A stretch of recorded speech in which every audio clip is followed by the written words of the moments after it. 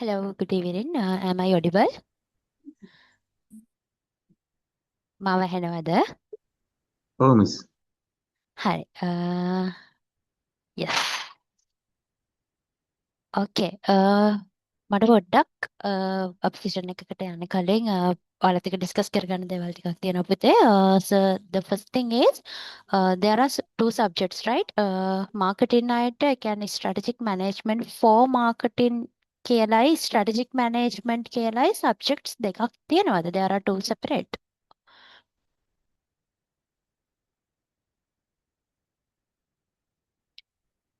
Yes. Okay. එතකොට මේක පුතේ මේ subject එක the common one is strategic management. ඔයාලා හැමෝටම ඒ කියන්නේ අනිත් departments වලට අයටයි හැමෝටම තියෙන common subject එක තමයි මේ class එකේදී කරන්නේ strategic management විදියට.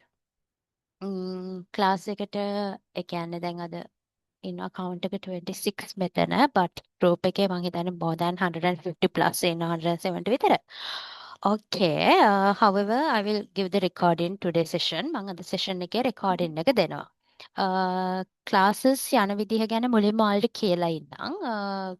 session එක පටන් ගන්න කලින් දැන් අද මම ඔයාලට free session එකක් තමයි කරන්නේ. The reason is because I hope මං කලින් ටීච් කරලා ක්ලාසස් වල ඒ කියන්නේ අවිලි ස්ටඩි කරපු නැති කෙනෙක් ඉන්නවා නම් ඒ කෙනෙක්ට අයිඩියා එකක් දෙන්නත් ඒ කියන්නේ ටීචින් වෙන විදිහ කොහොමද යන මෙතඩ් එක ඒ දේවල් ගැන අයිඩියා එකක් දෙන එකත් එක පර්පස් එකක් මේ ක්ලාස් එක කරන එකේ.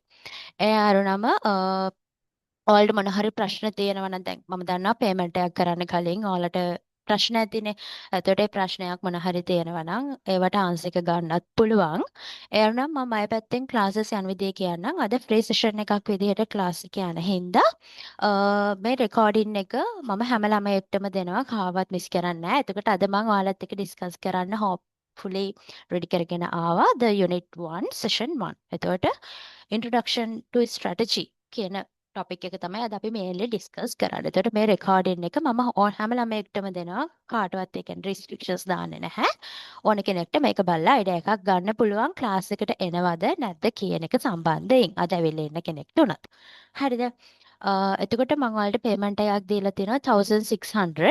ඒ පේමන්ට් එකට පුතේ ක්ලාසස් ඔක්කොම එක ක්ලාස් එකක්වත් එක අසයින්මන්ට් එකක්වත් පේපර් එකක්වත් කිසිම දෙයක් මම රෙකෝඩ් කරලා ඔයාලට රෙකෝඩින් එකක් දෙන්නේ නැහැ. හැම එකක්ම ඔයාලත් එක්ක ලයිව් කරනවා. ලයිව් කරාට පස්සේ රෙකෝඩින් එක ඔයාලගේ අතට දෙනවා. ඒ වුණාම අර ඔයාලව ලයිව් ක්ලාස් එකකට ගන්නෙ නැතුව මම තනියෙන් රෙකෝඩ් කරලා ඔයාලට රෙකෝඩින්ග්ස් දෙන්නේ නැහැ. හැම එකක්ම ඔයාලත් එක්ක එකතු වෙලා ලයිව් ක්ලාස් එකක් කරලා ඊට පස්සේ ක්ලාස් එක මිස් වෙන කෙනෙක්ට රෙකෝඩින් බලන්න හරි ඔයාලට ඉතින් ලයිව් ආපු කෙනෙක්ටම ආයේ එක්සෑම් ලඟ වෙලා හරි කැප් එකක් විදියට ඔයාලට රෙකෝඩින් එක රිෆර් කරන්න ඕන නම් රෙකෝඩින් එක දෙනවා. That's the second thing. and හැම සෙෂන් එකකටම මම නෝට් එකක් ඔයාලට දෙනවා. ඔයාලා කලින් රිසර්ච් ප්‍රොජෙක්ට් මැනේජ්මන්ට් ප්‍රොජෙක්ට් අප්‍රසල් ඊට පස්සේ මම ටීච් කරා තව business business communication subject, HR related subject ඔය වගේ එක subjects teach කරා. එතකොට ඒ වගේ මම ඔයාලට හම්බුනාට දන්නවා ඇති ඔයාලට නෝට් එකක් දෙනවා. separate නෝට් එකක් දෙනවා. මොකද PDF එකත් PowerPoint එකේ දෙකෙන් එහාට ගියපු නෝට් එකක් මම ඔයාලට provide කරනවා. එතකොට ඒ notes වලටත් ඔයාලට accessibility එක දෙනවා. හරිද? එතකොට ඔයාලා කරන 1600 payment එක ඇතුළේදී ඔයාලට මේ විදිහට theory classes ඔක්කොම cover up කරනවා. ඒ වගේම ඔයාලට assignment එකක් හම්බ වෙනවා. ඒ assignment එක කියලා දීලා sample answer එකක් එක්ක ඔයාලගේ assignment එක ඒ කියන්නේ ඔයාලා අපි ගත්තොත් table of content එක දාන්න ඕනේ කොහොමද references list එක හදන විදිය ඉඳන් ඔක්කොම කියලා දෙනවා. ඒ කියන්නේ assignment එක finalize කරන තැනට වෙන ගාම answers ඉඳන් ඔක්කොම ටික කියලා දෙනවා assignment discussion එකේදී. කැට් එකේදීත් ඒ වගේම තමයි මම සාමාන්‍යයෙන් පාස් පේපර්ස් විතරක් ඩිස්කස් කරලා ඉන්නේ නැහැ. පාස් පේපර්ස් අරුණම තව මට හිතුණොත් මේ වගේ විදිහේ ප්‍රශ්න එයි කියලා මම එතකොට ඔයාලට ඒ වගේ ප්‍රශ්නත් මොන හරි මට එයි කියලා එහෙම හිතුණොත් ඒවත් ඔයාලට දෙනවා. හරිද? ඒ ටිකත් එතනිනුත් එහාට ගියොත් ඔයාලගේ ෆයිනල් එක්සෑම් එකටත් ඕන කරන ඒවා හැමදේම දෙනවා. හරිද? එතකොට ඔයාලට මේ රෙකෝඩින්ග්ස් අන්තිම වෙනකම්ම බලන්න පුළුවන්. ඒ කියන්නේ එක්සෑම් වෙනකම්ම බලන්න පුළුවන්. කිසිම රෙකෝඩින් එකේ රිස්ට්‍රික්ෂන් එකක් දාන්නේ නැහැ. ඔයාලට කැමති දවසක් වෙනකම් කැමති වෙලාවක් වෙනකම් මේක රිෆර් කරන්න 10 පාරක් හරි බලන්න පුළුවන් වෙන විදිහට දෙන්න. ඒ වගේම මේ නෝට්ස් උත් ඔයාලට දෙනවා. ඔයාලට එතකොට නෝට්ස් highlight කරගෙන පාඩම් කරන්න ඒවා එක්සෑම් එකට ප්‍රී රෙඩි එකක් වෙන්න පුළුවන්. අ, ඒ ටිකෙන් එහාට ගියොත් එහෙම මම එක ගෲප් එකක්වත් ඇඩ්මින් ඔන්ලි දාන්නේ නැහැ. එතකොට දැන් ඔයාලා අපි හැමෝම ඉන්නේ කොමන් ගෲප් එකකනේ. ඒ කොමන් ගෲප් එකෙන් මම පේමන්ට්ස් කරන අයව තව ගෲප් එකකට වෙනම පුතේ ඇඩ් කරනවා. මොකද මම Google ෆෝම් එකක් ඔයාලට කියලා ෆිල් කරගන්නවා. එතකොට ඒ Google ෆෝම් එක through ඔයාලව වෙනම ගෲප් එකකට ඒකට ඔයාලා දාන ෆෝන් නම්බර් එකෙන් මම ඇඩ් කරනවා. ඇඩ් කරලා ඔයාලා දෙන ඊමේල් එකට රෙකෝඩින්ග්ස් වල නෝට්ස් ඔක්කොම ඇක්සස් දෙනවා. හරිද? ඒ විදිහට තමයි යන්නේ. එතකොට මේ පේමන්ට් එක එකපාර කරන්න ඕනද කියලා අහලා තිනවා. ඔව් පුතේ එකවර කරන්න. ඒ කියන්නේ 1600යි පේමන්ට් එක දාලා තියෙන්නේ. එතකොට ඔයාලට එක සෙෂන් එකකට මං හිතන්නේ රුපියල් අපි නිකමට ඒක හිතුවත් අඩුම මම සෙෂන්ස් කියන්නේ අඩුම අපි හිතමු දවස් 10යි මං ක්ලාස් කරේ කියලා අඩුම ඊට වඩා අනිවාර්යයෙන් වැඩිපුර යනවා මොකද අපි පේපර් ක්ලාස් කරන්න ඕනේ ඇසයින්මන්ට් ක්ලාස් කරන්න ඕනේ ඒවත් ඔක්කොම ගොඩක් යනවා අපි නිකමට හිතුවත් එක ක්ලාස් එකකට එහෙමනොත් ඔයාලට රුපියල් 150ක 160ක් වගේ තමයි යන්නේ. ඉතින් පේමන්ට් එක එකවර කරන්න කියන්න හේතු කිහිපයක් තියෙනවා. මොකද දැන් අර මම මේකෙදි මම තමයි තනියම ඔයාලගේ පේමන්ට් එක ගන්නෙත් ඒ වගේම ඔයාලගේ ක්ලාස් හැන්ඩල් කරන්නෙත් ඔයාලා ප්‍රශ්න අහනකොට මම උත්තර දෙනවා. ඒ කියන්නේ අර දැන් කෝඩිනේටර් කෙනෙක් විදිහට මෙතන කෝඩිනේට් වීමක් සිද්ධ වෙන්නේ නැහැ. කියන්නේ ඉන්ටර්මීඩියට් කෙනෙක් නැහැ. අතරමැදියෙක් නැහැ. හරිද? එතකොට ඩිරෙක්ට්ලි තමයි ඔයාලයි මායි තමයි මෙතනදී කනෙක්ට් වෙන්නේ. එතකොට අර මට ඔක්කොම සැරෙන් සැරේට පේමන්ට්ස් පාර්ට් පේමන්ට් විදියට ගියොත් මට පොඩ්ඩක් ඒක අමාරුයි හැන්ඩල් කරන්න. ඒ හින්දා ඒක එක හේතුවක්. ඒ අරුණම ඔයාලා අපි හිතමු දැන් ක්ලාසස් එන්නෙම නැති ළමයි ඉන්නවා ජොබ්ස් කරන ළමයි. එතකොට එයාලා රෙකෝඩින්ග්ස් ඔක්කොම සාමාන්‍ය එක්සෑම් එකට සතියක් විතර තියලා බලන්න පටන් ගන්න. පළවෙනි රෙකෝඩින් එකේ ඉඳන් ඔය එක්සෑම් එකට සතියක් තියලා බලන්න පටන් ගත්තත් ඔයාලට ඒ වෙලාවට මොකක් හරි ප්‍රශ්නයක් ආවොත් ඒ රෙකෝඩින් එකේ බලද්දි දැන් අපිට තේරෙනවානේ අනේ මෙතන පොඩ්ඩක් තේරුන්නේ නැහැ වගේ ක්ලියර් මදි කියලා. එහෙම තැනක් ගැන ඔයාලට ඕනම වෙලාවක මම අහලා ආයෙක ක්ලියර් කරගන්න පුළුවන්. ඒ කියන්නේ රෙකෝඩින් බැලුවා කියලා අර ඔයාලට එහෙම පාඩුවක් වෙන විදිහේ දෙයක් වෙන්නේ නැහැ. හරිද? එතකොට ওই දේවල් ටික තමයි මට මගේ පැත්තෙන් කියන්න තියෙන්නේ. So before moving to the session ඔයාලට තව මොන හරි ප්‍රශ්න තියෙනවද අහන්න? ක්ලාසස් සම්බන්ධයෙන් යන විදිය ගැන මොන හරි ප්‍රශ්නයක් තියෙනවා නම් පුතේ අහන්න පුළුවන්.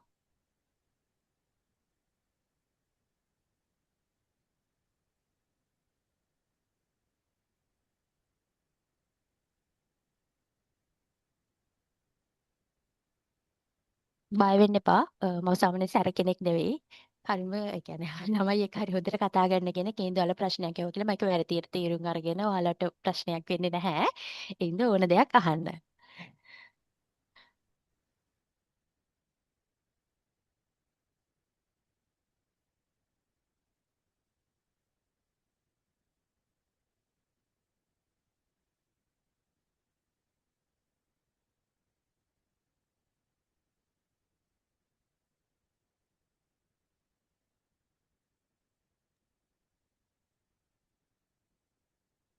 මිස් රෙකෝඩින්ග්ස් දෙන්නේ YouTube එකේ ප්ලේලිස්ට් විදියටද?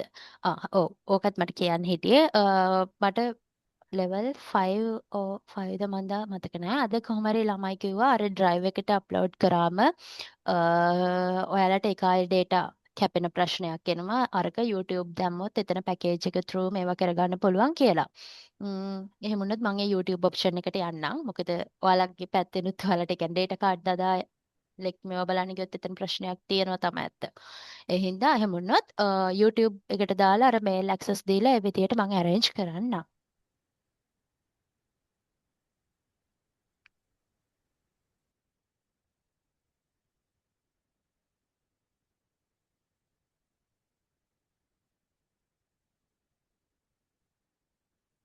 මං හිතන්නේ ඔයාලා කැමතිත් අර YouTube playlist විදියට දෙන එකට වෙන්න ඕනේ. මොකද අර ඔයාලට එතකොට අර packages තියෙන හින්දා YouTube වලට මේ එතකොට අර ඔයාලට data issues එන්නේ නැති හින්දා දැන් ඔයාලගෙනුත් ඒ question එක ආපු හින්දා මම ඒකේ විදියට arrange කරලා දෙන්නම්.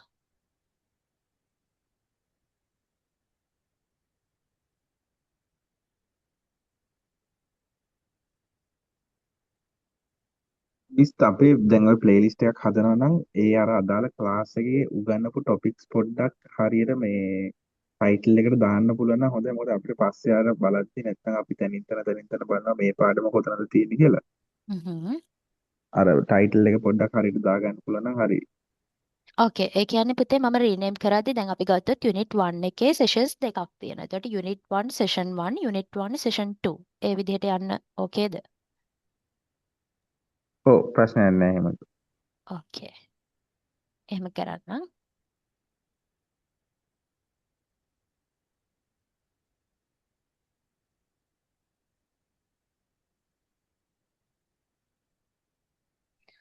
හරි is that all I think right? මම විනාඩි 15ක් 8යි 15ට join වෙන්න කියලා කිව්වෙත් මට පොඩ්ඩක් ඔය ටික කතා කරගන්න. Then let's move into the session. අපි session එකට යමු. ඒ අරනම් මොන හරි ඒ related classes යන විදිය related questions තිබ්බොත් you can ask at the end of the session or else ඔයාලට මේකෙදී අහන්න එක uncomfortable වගේ නම් ඔයාලට මට message එකක් දාලා අහන්නත් පුළුවන්. Okay? Hi, so this is the first unit, the unit 1, session 1.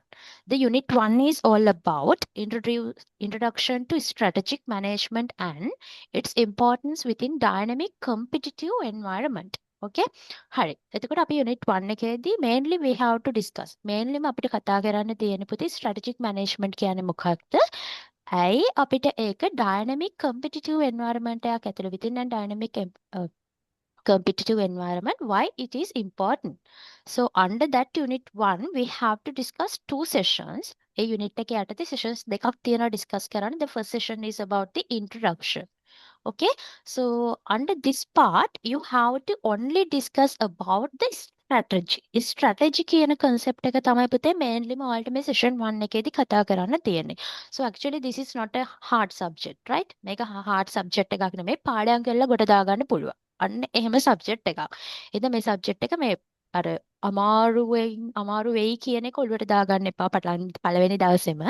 හරියට ඔයාලා මේක ඔළුවට I can idea එක අරගෙන පාඩම් කරොත් ඔයාලට ඒ එකකට යන්න පුළුවන් සබ්ජෙක්ට් එකක් 100%ක් ගැරන්ටි කරන එකක් ගන්න පුළුවන් idea එක ඔළුවට දාගත්තොත්. Okay? හරි. අපි මෙහෙම කතා කරන්න පටන් ගමුකෝ. So what are the strategies did you use when you facing for the exam last exam? ඔයාලා මේ ළඟදී exam එකක් ඉවර කරානේ. ඒ exam එකට පාඩම් කරන්න ඔයාලා මොන වගේ strategies ද use කරේ? හිතලා කියන්නේ කියන්නේ මොන වගේ දේවල්ද ඔයාලා ඒකට කරේ?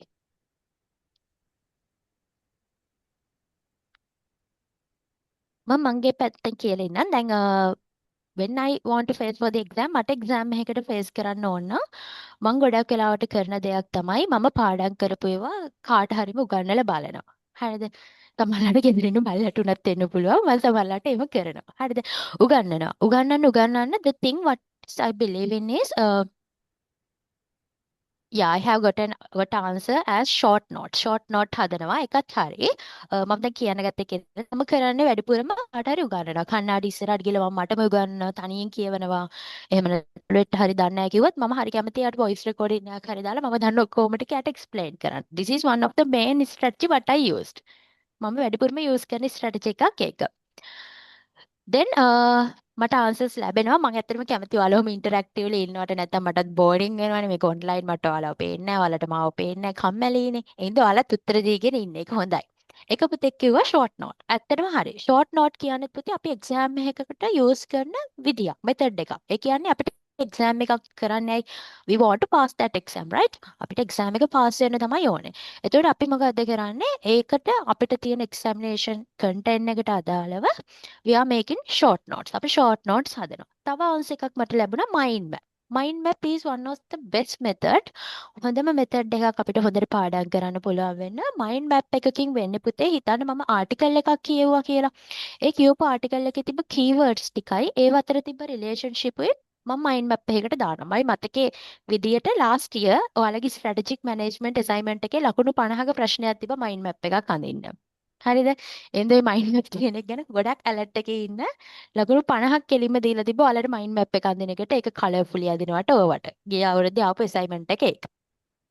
හරි.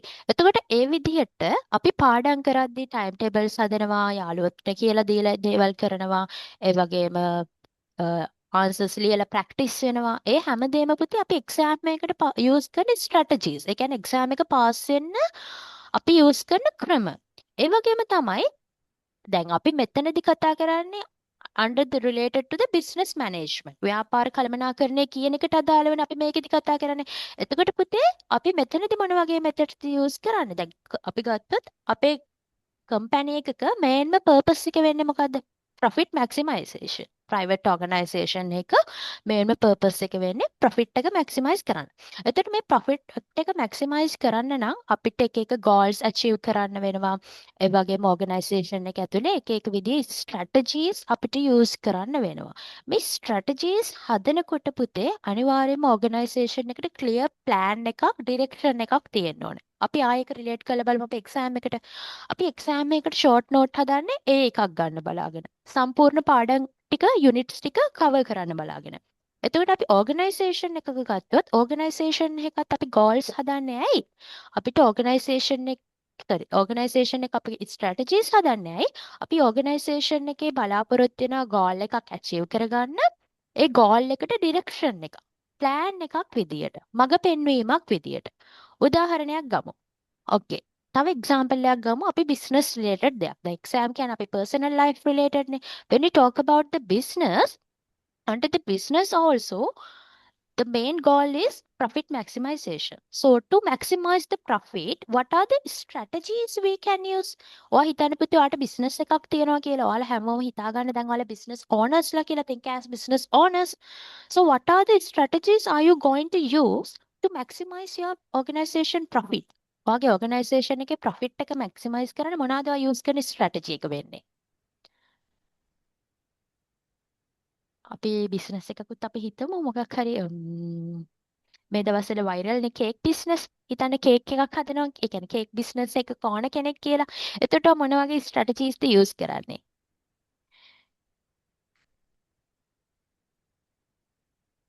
ඔයාගේ goal එක තමයි profit maximization එක. එතකොට profit එක maximize කරගන්න ඔයා මොනවද use කරන strategies? Customer flexibility, cost maximization. Customer flexibility. Customer flexibility කියන එකෙන් පුතේ මට එකෙන් එච්චර එහෙම අයිඩියා එකක් ආවේ නැහැ. බට් cost maximization නෙවෙයි. cost එක අපි මොකද්ද කරන්න ඕනේ? අඩු කරගන්න ඕනේ. cost එක reduce කරගන්න, minimize කරගන්න තමයි ඕනේ. ඒතර cost minimization. එහෙම නැත්නම් cost cutting. එහෙම නැත්නම් අපි කිව්වොත් එහෙම cost leadership. ඒ වගේ. cost එක අඩු කරගන්න එක තමයි අපි කරන්න ඕනේ goal එක වැඩි කරන්න නම්. cost maximization නෙවෙයි. cost එක අඩු කරගන්න ඕනේ. cost එක minimization කරන්න ඕනේ. right? යා ප්‍රමෝටින් ඔෆර්ස් අපිට පුළුවන් පුතේ දැන් ඔයාලා දැකලා ඇති මම දැකලා තියෙනවා ඔය කේක් බිස්නස් කරන අය 18 තුනේ කේක් කියලා ඔය මොනවාද මන් දන්නේ නැහැ. ඒ විදිහේ එක එක ඔෆර්ස් දෙනවා නේද එක එක පැකේජස් ඉන්ට්‍රොඩියුස් කරලා තියෙනවා. එයාලගේ මේන් පර්පස් එක මොකද්ද? ඕගනයිසේෂන් එකේ ප්‍රොෆිට් එක මැක්සිමයිස් කරගන්න එක. එතකොට එයා එතනදී යූස් කරපු ස්ට්‍රැටජි එක මොකද්ද? ඔෆර් එකක් ප්‍රමෝට් කරපු එක. තව කියන්න බලන්න.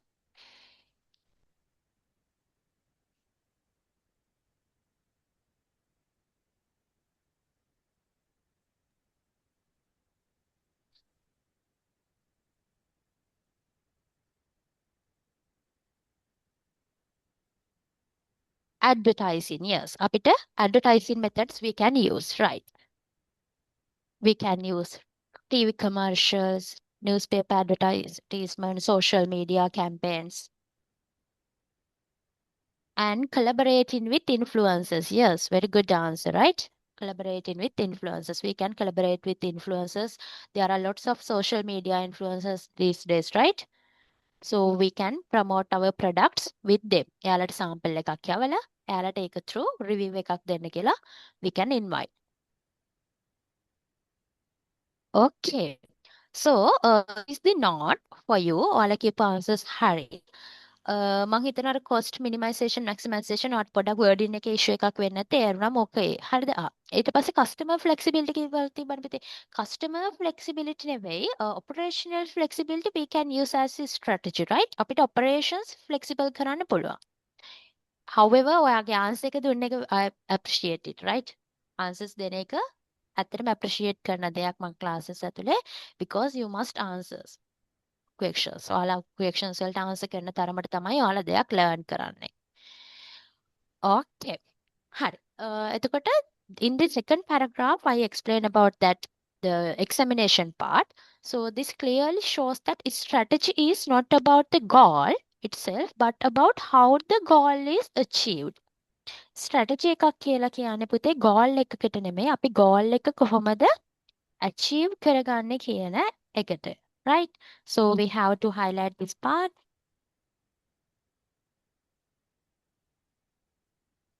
Yeah.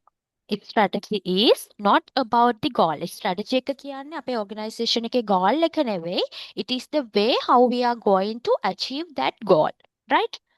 Okay. So in the third paragraph, I have explained about that organization example as the profit increase.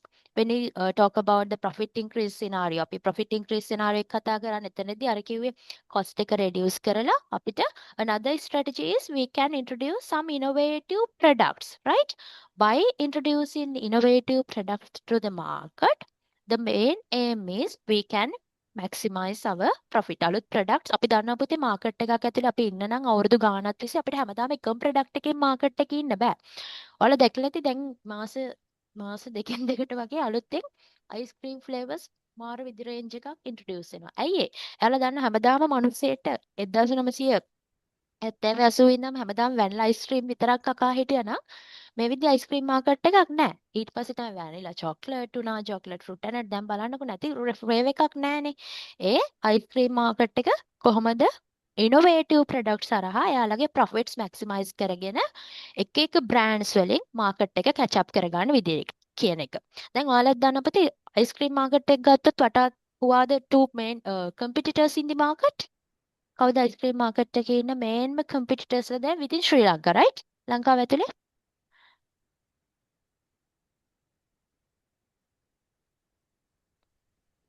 I hope that Cargill's and Elephant uh, House.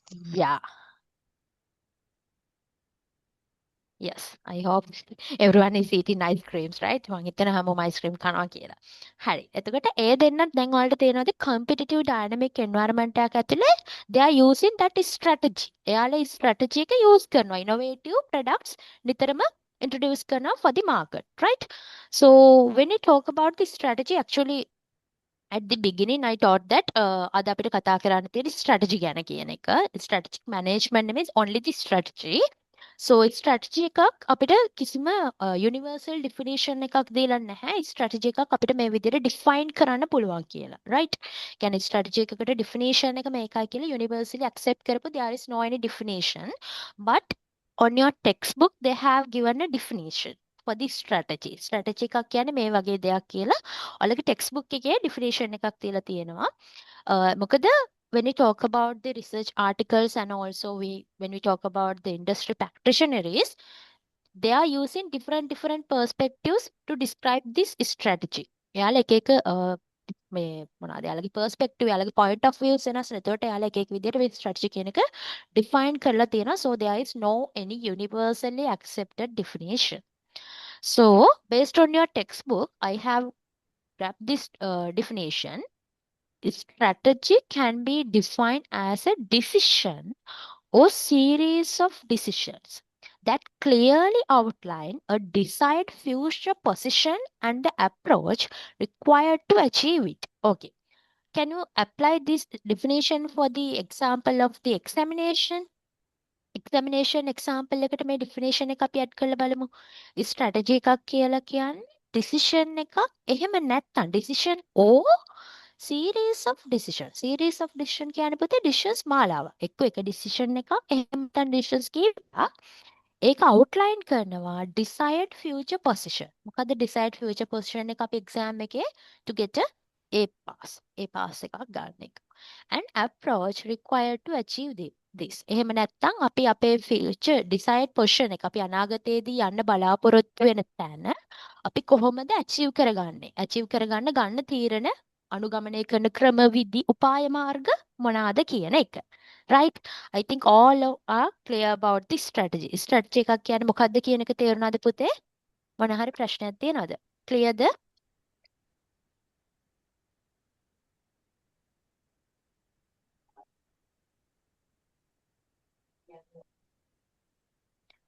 ඕකේ ප්‍රශ්න තිබ්බොත් ඒ වෙලාවෙම අහන්න අපි ක්ලියර් කරගෙන ඉස්සරහට යමු. right? ඕකේ මම කිව්වා අපිට universally accepted definition එකක් we cannot අපිට එහෙම definition එකක් නැහැ. එතකොට ඔයාලට definitions කිහිපයක් දීලා තියෙනවා එක එක්කෙනා එක එක අවුරුදු වලදී define කරපු විදිය අනුව. let's read ඔයාලා මේවා මතක තියාගන්න අර කටපාඩම් කරලා මේ definition එක මෙයා මේදා මෙහෙම කිව්වා කියලා කටපාඩම් කරන්න ඕන කමක් වෙන්නේ නැහැ. just read and get an idea. නිකන් කියවලා idea එක ගන්න. right? okay let's read. Henry Mintzberg, 1972, defined strategy as a pattern in a stream of decisions. This means strategy can be identified by observing consistent actions taken by an organization over time, even if those actions were not planned initially. For example, if company consistently focuses on customer service excellence, this pattern itself become its strategy. හරි. මම මේ හැමෝගෙම පුතේ definition එක දාලා ඒ කියන්නේ යාලා කොහොමද ඒක ඩිෆයින් කරේ කියන එක දාලා හැම එකකටම එක්සැම්පල් එක ගානේ ඇඩ් කරලා තියෙනවා. හරිද? හෙන්රි මින්ස්බර්ග් 1972 දී කියනවා පුතේ ස්ට්‍රැටජි එකකට ඔබ්සර්ව් කරලා ඉවරලා ඕගනයිසේෂන් එකක් කාලයක් තිස්සේ ඒ යාලා ඔබ්සර්ව් කරගත්ත දේ achieve කරගන්න ගන්න plans මේ තියෙන plans එයාලා achieve කරගත්ත දේ sorry එයාලා ඒ ටාගට් කරගත්ත දේ achieve කරගන්න ගන්න action plans වල එකතුවක් විදියට හෙන්රි මින්ස්බර්ග් 1972 දී මේක define කරලා තියෙනවා. උදාහරණයක් මම දාලා තියෙනවා. අපි consistently focus කරොත් customer service excellence එක ගැන එතකොට ඒක අපේ strategy එකක් බවට පත් වෙනවා. ඒ කියන්නේ අපි හැම වෙලාවෙම මාකට් එකේදී try කරනවා නම් කස්ටමර්ට හොඳ සර්විස් එකක් දෙන්න, excellent සර්විස් එකක් දෙන්න. එහෙනම් ඒක අපේ strategy එකක් බවට පත් වෙනවා. Michael Porter, 1996, he stated that strategy is about performing different activities from competitors or performing similar activities different.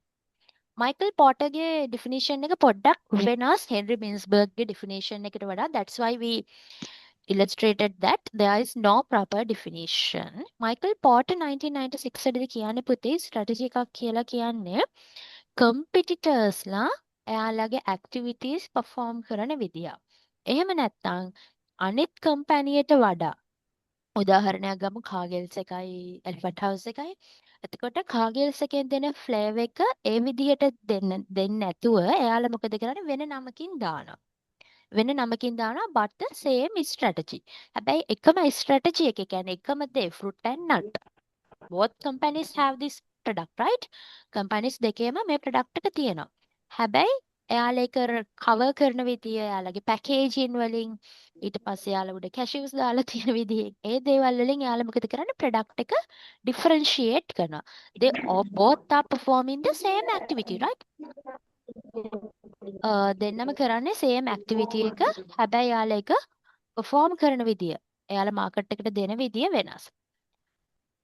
Okay, please double check your mics are muted. So there is another example. In Sri Lanka, supermarkets like Kiehl's, Cargill's and Apico sell similar products, but each differentiates itself through store layout, pricing strategies, loyalty programs and customer experience. Kiehl's එක, Cargill's එක, Apico මේ හැමෝම විකුණන්නේ එකම බඩු ටිකනේ. හැබැයි යාලා එක එයාලගේ stores layout කරලා තියෙන විදිය එයාලා ඒ ප්‍රොඩක්ට් ප්‍රයිසින් කරලා දැන් ඔයාලා දැකලා තියෙයි අපි කෝ එකෙනුත් මාස් මෙලෝස් පැකට් කරනවා ඊට පස්සේ කීල්ස් එකෙන් කරනවා කාගිල්ස් එකෙන් එයාලා හැමෝම මේ ප්‍රොඩක්ට් එක කරනවා ඊට පස්සේ අපි ගත්තොත් බිස්කට් පුඩින් ඒ හැමෝම කරනවා මං කෑම ගැනම කියවනවා හරිද එතකොට අර මතක තියාගන්න ඉතින් ඔයාලත් හොඳට කෑම කිව්වම එතකොට එයාලා හැමෝම එකම ප්‍රොඩක්ට් එක හැබැයි එක එක විදියට එයාලා එක මාකට් කරන විදිය වෙනස්. එයාලා ඒකේ ප්‍රයිසින් කරලා තියෙන විදිය වෙනස්. And also every each company has the loyalty programs, right? අපිට මෙතෙන්ට ගන්න පුළුවන් ඕනනම් ඇඳුම් කඩ උනත් No Limit, House of Fashion, Odell, like these shops, right? Okay, then let's move on to the Peter Drucker's example. Oops. Drucker described strategy as a firm's theory about how to gain competitive advantage. For example, a mobile phone company may believe that innovation and frequent product updates are the best ways to gain advantage. Peter Drucker 1994 වලදී එයා describe කරන firm එකක් එයාගේ competitive advantage. Okay. There's another thing we have to discuss. What is competitive advantage පුතා? මොකද්ද competitive advantage එක කියලා කියන්නේ? සිංහලෙන් ගත්තොත්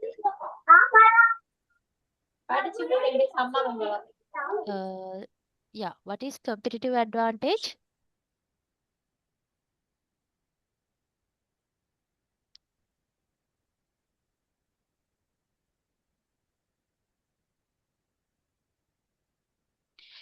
Okay, I will explain. Okay, I have got an answer. තරගකාරීත්ව වාසි. Yes. When I explain about the competitive advantage can be defined as what are the things we can do more than our competitor or else the competitors. What are the strategies? What are the methods we can do more than our competitor? ඒ කියන්නේ අපිට මොනවාද අලුතෙන් කරන්න පුළුවන් competitor කරනවට වඩා. competitor වඩා. හරිද? ඒක තමයි පුතේ competitive advantage එක කියලා කියන්නේ. කියන්නේ තරංකාරීත්ව වාසිය. හරි. ඔය සිංහල වචනේ මට වෙලා තිබ්බ. ඒ කියන්නේ උදාහරණයක් ගත්තොත් අපිට හිතන්න ෂොප් එකක competitor කෙනෙක් එයාගේ කස්ටමර්ස්ලට offers දෙන්නේ නැහැ. හැබැයි අපි offer එකක් දීලා තියෙනවා 25% off එකක් මොකක් හරි offer එකක් දීලා තියෙනවා. That's the competitive advantage. By using this competitive advantage method, we can attract more customers to our company. Right? අපි competitive advantage එකක් දෙන එකෙන් පුතේ අපිට පුළුවන් customers ලා ගොඩාක් අපේ company එකට attract කරගන්න. That's the thing. Then hit at all hit සහ අනිත් අය ඇත් එක්ක එකතු වෙලා ඒ ආටිකල් එක කරපු අනිත් අය 2015 in 2015 they have defined and also they have viewed strategy as an integrated set of actions designed to exploit core competencies. Core competencies also very similar to the competitive advantage. That means to maintain the competition. අපි මොනාද competition එක maintain කරගෙන දැන් අපි දන්නවා within an industry there are lots of competitors, right? industry එකක් ඇතුලේ competitors ලා ගොඩක් ඉන්නවා. එතකොට ඒ competitors ලා ඔක්කොම එකතු වෙලා කොහොමද competition එක maintain කරගෙන යන්නේ? තරංකාරීත්වයේ තියාගෙන යන්න මොන වගේ actions ද ගන්න?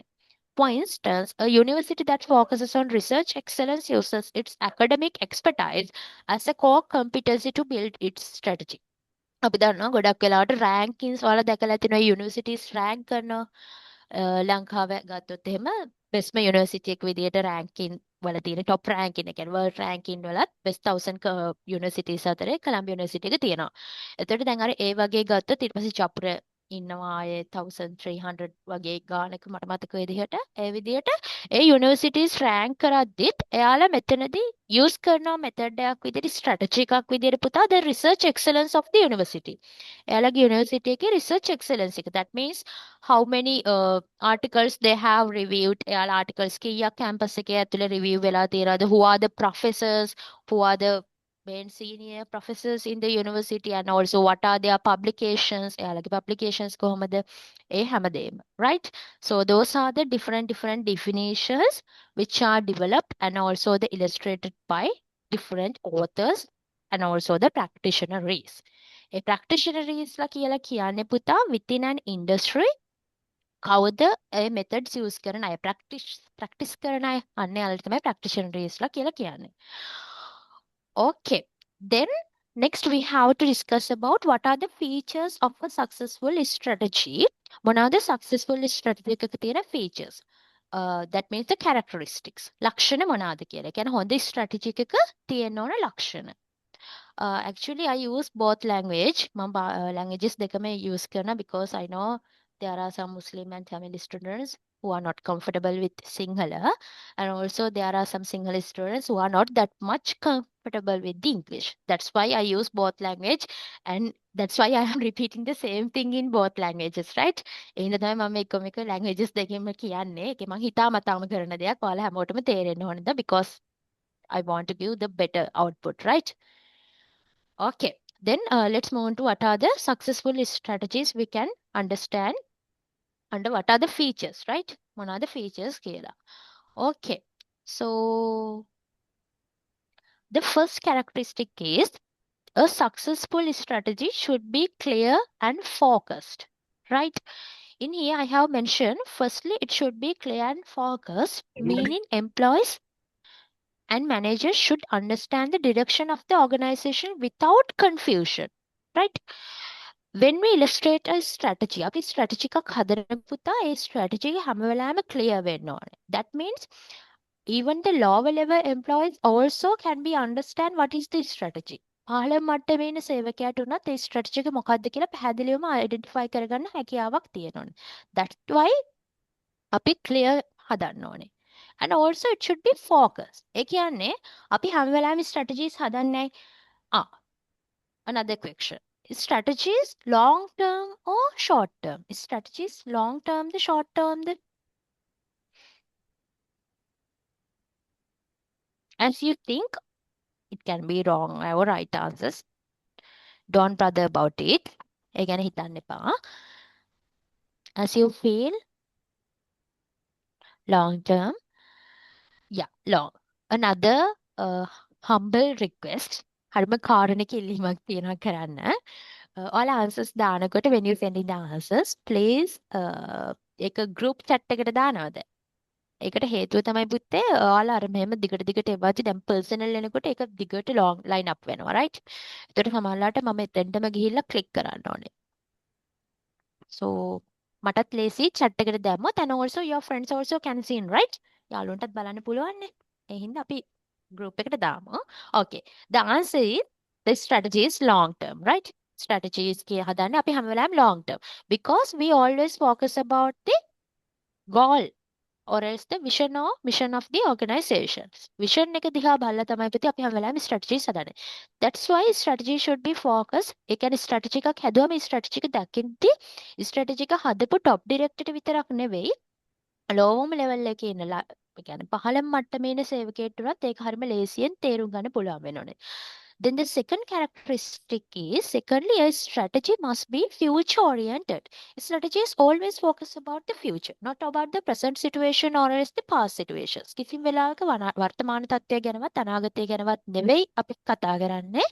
strategy එකකින් through this strategy we always focus about the future, right? And also as it aims to guide the organization toward long-term success rather than short-term gains alone. අපි කෙටි කාලයේදී profit කරන එක කියන්නේ in the short term profit earn කරන එක නෙවෙයි අපේ main target එක. In the long term how we are going to survive within the industry. Because industry is very competitive, right? Industry එකට අද company එකක් එනවා හෙට company එකක් එනවා යාළුවා මේ strategies use කරනවා very competitive. So within that competitive industry how we are going to survive.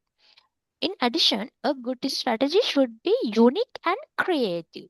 හැමෝම කරන දේ කරොත් හිතන්න පුතේ හැම කෙනෙක්ම කරන සිමිලර් දේම අපිත් කරොත් එහෙම වුණත් අපි යුනික් වෙන්නේ නැහැ රයිට් අපි හැම වෙලාවෙම බලන්න ඕනේ අනිත් කෙනා කරාට වඩා වැඩි දෙයක් කරන්න. ගොඩක් වෙලාවට ඉන්ඩස්ට්‍රි එකක් ඇතුලේ වෙන්නේ තව කෙනෙක් කරපු දේ. ඒ කියන්නේ අලුත් කෙනෙක් කරපු දෙයක් අන්තිමේදී ඒක දවස් වැඩි ඕන වීක් එකක් යද්දි ඒක කොමන් වෙලා ඉවරයි. මොකද ඒක හැමෝම කරන්න පටන් ගන්නවා. ඒකින්ද අපි හැම වෙලාවෙම කරන්න ඕනේ හරිම unique, creative and also the strategy should be something innovative, right? strategy එකක් හැම වෙලාවෙම innovative කරන්න because our company should be differentiate from our competitors නේ. අපේ competitors ට වඩා අපි වෙනස් වෙන්න ඕනේ. For example, in here you can see the Japanese railway station that appointed a cat as its station master use creativity as a strategic tool to attract customers. A strategy should also be cost effective, ensuring that resources are used efficiently. හැම වෙලාවෙම strategy එකක් පුතේ cost effective වෙන්න ඕනේ. Because it should be within the range of our budget. අපි company එකට පුතේ දරන්න පුළුවන් strategy එකක් එපා හැම වෙලාවෙම අපි illustrate කරන්න right? So strategy එකක් illustrate කරද්දී we must concern about the budget and also the financial capability of our business. That's why strategy should be cost effective. We cannot we spend much money for this strategy, right? Actually it is very common thing. Again අපිට ලොකුවට තියෙන දැන් හිතන්න මේ අවුරුද්දේ profit එක ලක්ෂ 20යි. අපිට ඒ ලක්ෂ 20ම දාලා ඉවරලා පුතේ අලුතෙන් ස්ට්‍රැටජි එකක් මේව කරන්න බෑනේ. අපි ඒක රිසර්ව් කරගන්න ඕනේ. අපිට බැංක් ලෝන්ස් තියෙනවා පේ කරන්න, එම්ප්ලොයිස්ලාට සැලරිස් ප්ලේ කරන්න තියෙනවා. අර ඒ වගේ ගොඩාක් අපිට එක්ස්පෙන්ඩිචර්ස් තියෙනවා. ඒ එක්ස්පෙන්සස් ඔක්කොම අස්සේ අපි කොහොමද මේ ස්ට්‍රැටජි එක cost effectively කරන්නේ? and also the creative විදියට. right? එතකොට මේ හැමදේම කරන්න ඕනේ. Then the final characteristic is it should be capable of creating and sustaining competitive advantage, meaning the strategy should be help the organization stay ahead of competitors over time. හැම වෙලාවෙම sustain කරගන්න පුළුවන් වෙන්න ඕනේ පුතේ competitive advantage එක අපිට මේ ස්ට්‍රැටජි එක හරහා. ඒ කියන්නේ ස්ට්‍රැටජි එකෙන් අපිට හොඳ competitive advantage එකක් ලැබෙන්න ඕනේ. Okay, let's check your memory, right? කියපු දේ කියපු ගමන් මතකද කියලා අපි දැන් පොඩ්ඩක් මෙමරි එක චෙක් කරමු. හරි. දැන් මට chat එකට දාන්න. ඔයාලා answers දුන්නත් ප්‍රශ්නයක් නැහැ. What are the characteristics also and also what are the features of a successful strategy? Successful strategy එකක features මොනවද? එවන්න බලන්න chat එකට.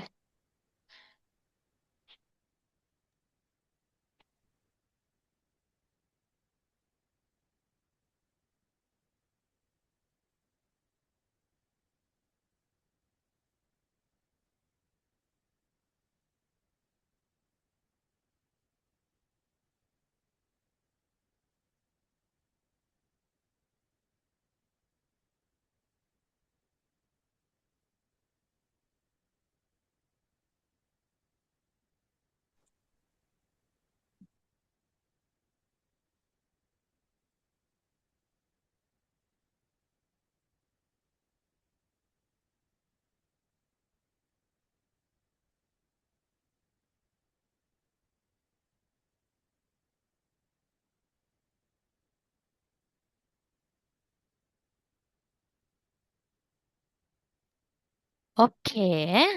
I have got answers.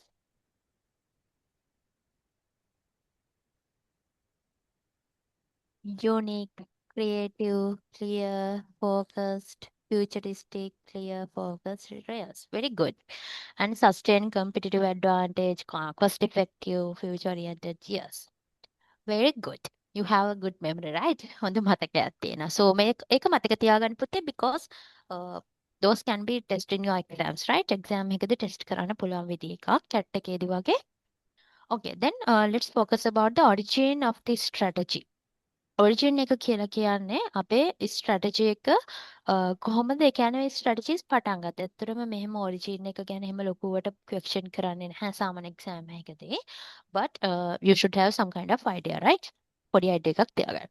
එතකොට මේක ඇත්තටම ආවේ වර්ල්ඩ් වෝර් කාලේදී ඒ වගේම මිලිටරි ප්ලෑන් කරද්දී ඒ කියන්නේ හමුදාව ගෙනියද්දී වෝර්ස් වලට. එතකොට කොහොමද අපි ස්ට්‍රැටජිස් යූස් කරන්නේ කියන එක. හරිද? එතකොට මේක චයිනීස් රිලේටඩ් කතාවක් just ට්‍රේඩ් කරලා තියාගන්න. ඒක අපිට ඒ කියන්නේ එහෙම ලොකුවට ඕන වෙන්නේ නැහැ. Shall we read it?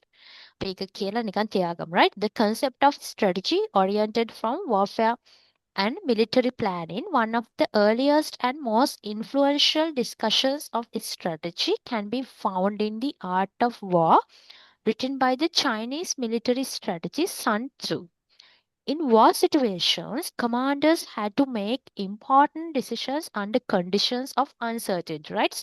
Actually, every war is uncertain situations. And also, they have very limited information and high pressure in order to defeat enemies and achieve victory, right? They want to achieve the victory anyway.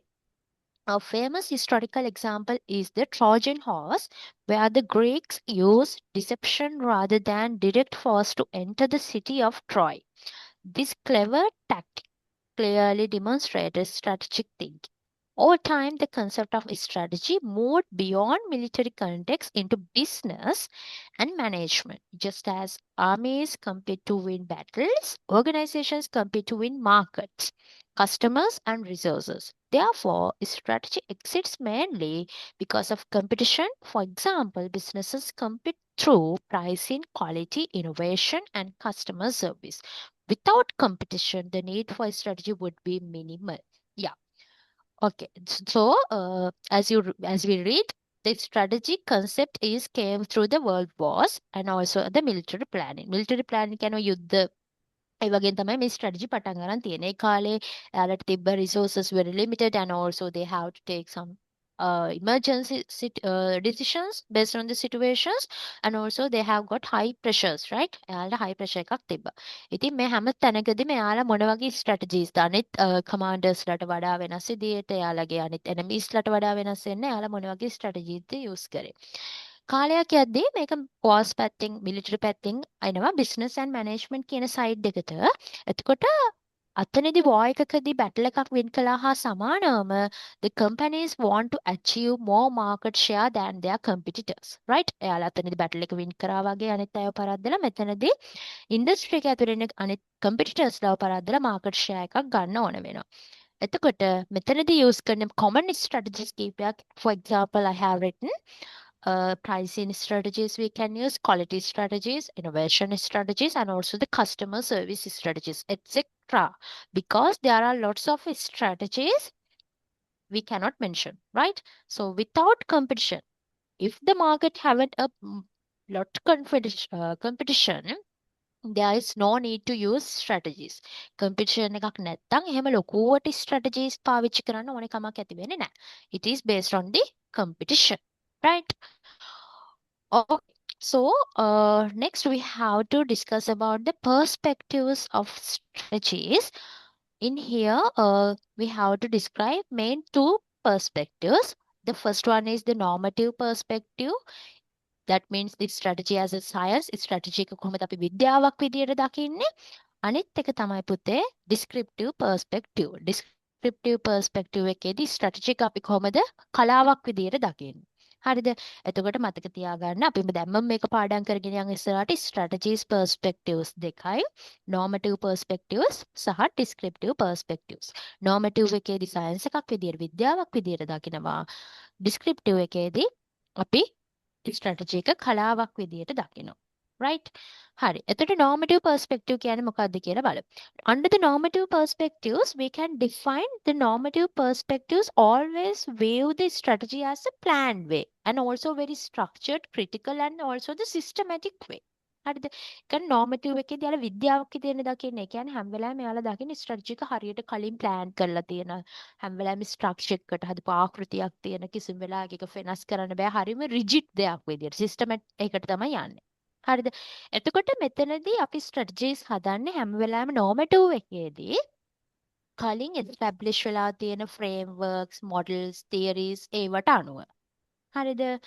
මෙතනදී අපිට වැඩිපුරම use කරන්න එන දේ තමයි පුතේ strategic management වලදී ගොඩාක් use කරන්න වෙන models දෙකක් තියෙනවා. එකක් BCG matrix එක. හරිද? එකක් BCG matrix එක, අනිත් එක Ansoff matrix එක. ඒව මතක තියාගෙන ඉන්න ඉස්සරහට පාඩම්වලදී අපිට සෙට් වෙනවා. හරිද? BCG matrix එකයි Ansoff matrix එකයි. එතකොට මේ වගේ matrix models frameworks use කරලා strategies හදන එකට තමයි අපි normative perspective strategies කියලා කියන්නේ. උදාහරණයක් විදිහට ගත්තොත් එහෙම කම්පැනි එකක් ප්ලෑන් කරනවා නම් අලුත් මාකට් රිසර්ච් එකක් කරන්න අලුත් මාකට් එකක් ගැන එතනදී අපිට පුළුවන් ඕනනම් දැනට තියෙන මොඩල් එකක් BCG මැට්‍රික්ස් එක යූස් කරලා ඒ රිසර්ච් එක කරන්න. ඒ කියන්නේ හැම වෙලාවෙම මේක අපි කලින් ප්‍රී ප්ලෑන් කරලා තමයි කරන්නේ. ඒ කියන්නේ හිතුමතේට අපි මාකට් එකට එන්ටර් වුණාට පස්සේ මාකට් එකට ස්ට්‍රැටජිස් ඉන්ට්‍රොඩියුස් කරන්නේ නැහැ. මාකට් එකට එන්ටර් වෙන්න කලින්ම අපි තියෙන models frameworks බලලා ඉවරලා strategies evaluate කරනවා. That's the normative perspective. Then let's focus about the descriptive one. As I explained, as I said, the descriptive one is all about the art, right? Art එකක් විදිහට තමයි අපි මෙතනදී කතා කරන්නේ. එතකොට මෙතන පර්ස්පෙක්ටිව් එකේදී කාගේ හරි කෙනෙක් එයා මොකක් හරි මේක කලාවක් විදිහට දකින්න. එයාලගේ එක්ස්පීරියන්සස් වලින් එහෙම නැත්නම් එයා ඉගෙන ගත්ත දෙයක් අනුව එයා try කරලා එයාට වැරදිච්ච තැනක් අපි ඔය මොනවාද ට්‍රයිල් ඇන්ඩ් එරර් මෙතඩ් කියලා කියන්නේ.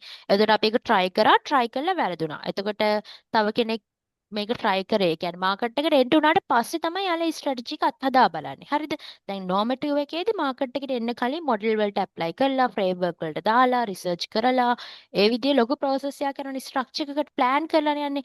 මෙතනදී plan එකක් වෙන්නේ නැහැ. එයා එයාගේ කලින් එක්ක යාට ඒක වැරදිච්ච එක ගැන එක්ස්පීරියන්ස් එකක් තියෙනවා නම් වෙන කෙනෙක් කිව්වනම් නෑ මේක මෙහෙමයි වෙන්නේ කියලා try කරලා ඒකට uncertain situations වලට face කරලා තමයි මෙතනදී අපි ඒක try out කරන්නේ. මෙතනදී දෙන්න පුළුවන් best example එක තමයි පුතේ COVID-19 pandemic එක. So under the COVID-19 pandemic, many Sri Lankan businesses shifted to online platform, right? මම ගත්තොත් එහෙම කැම්පස් සිලෙක්ට් වෙලා ඒ කියන්නේ එල් වල කැම්පස් සිලෙක්ට් වෙලා මාස 2යි කැම්පස් ගියේ ජනවාරි මැදකදී පටන් ගත්තා කැම්පස් පෙබ්‍රවාරි මාර්තු මැදක් වෙද්දී ඉවරයි. everything done. ඊට පස්සේ ආයෙ third day ඉඳන් තමයි හරියට කැම්පස් යන්න පටන් ගත්තේ. හරිද? එතකොට මොකක්ද උනේ? හැබැයි අපේ ඩිග්‍රී එක හරියටම අවුරුදු 4න් ඉවර කරා. එයාලට එතනදී යූස් කරපු ස්ට්‍රැටජි එක මොකක්ද? අන්එක්ස්පෙක්ටඩ් සිටුේෂන් එකක්නේ. දැන් කොරෝනා කියන්නේ කවුරුත්ම හිතුවේ නැහැ, right? ඔයාලා සමහරවිට ස්කූල් යන කාලේ වගේ වෙන්න පුළුවන්. එතකොට එහෙම කොවිඩ් කියන්නේ අපි අන්එක්ස්පෙක්ටඩ් සිටුේෂන් එක සමහර අය වර්ක් කරන ගමන් වෙන්න පුළුවන්. එතකොට මොකක්ද උනේ? work from home opportunities ආවා. ඊට පස්සේ මට මතකයි ළමයිට ගෙදර ඉඳලා Zoom sessions වලින් තමයි ටීච් කරන්න පටන් ගත්තේ. හැබැයි ඒක ප්‍රැක්ටිස් එකක් විදිහට පාවිච්චි කරලා ටිකක් කල් ගියා. ඒ හින්දා නෝ තාමත් එක්සෑම් පහුවෙවි යන්නේ. ඒ හින්දා. එතකොට අර ඒ වගේ unexpected situation එකක් through එයාලා කොහොමද මොන වගේ strategies ද use කරන්නේ ඒකට adapt වෙන්න. right? So without any prior plan. normative එකේදී අපි හැමදේම plan කරනවා. descriptive perspective එකේදී අපි මුකුත් plan කරන්නේ නැහැ. ඒ වෙලාවේ සිටුේෂන් එක අනුව අපේ තියෙන එක්ස්පීරියන්ස් එක යූස් කරලා අපි ඒක ස්ට්‍රැටජි එකක් විදිහට හැන්ඩල් කරනවා. So this is the difference between those two perspectives. එතකොට දැන් ආයෙ අපි රිකැප් කරමු ස්ට්‍රැටජිස් perspective එකේදී දෙකයි අපිට මතක තියාගන්න තියෙන descriptive and also the normative. මම ඔයාලට ඒක ලේසි වෙන්න පොඩි ටේබල් එකකට දැම්මා. හොඳේ. ඒ කියන්නේ දැන් මම ඔයාලට එක්සැම්පල් ඒ කියන්නේ කියපු ටිකම ටේබල් එකකට දැම්මා because ඔයාලට මේක බලාගෙන ඉඳලා පහ කරන්න ලේසි වෙන්නත් එහෙම හින්දා. Okay, I will give few minutes. You can read. self read කරන්න තනියම බලන්න දෙක compare කරලා ඔයාලා ගොළුවට ගියප එකත් එක්ක මේක හරිද කියලා. right? ඒ අතරේ කාට හරි මොන හරි ප්‍රශ්න තියෙනවා නම් අහන්න පුළුවන් පුතේ. මේ වෙනකන් කියලා දීපු තැන වෙනකන් මොන හරි questions තියෙනවා නම් you can ask now.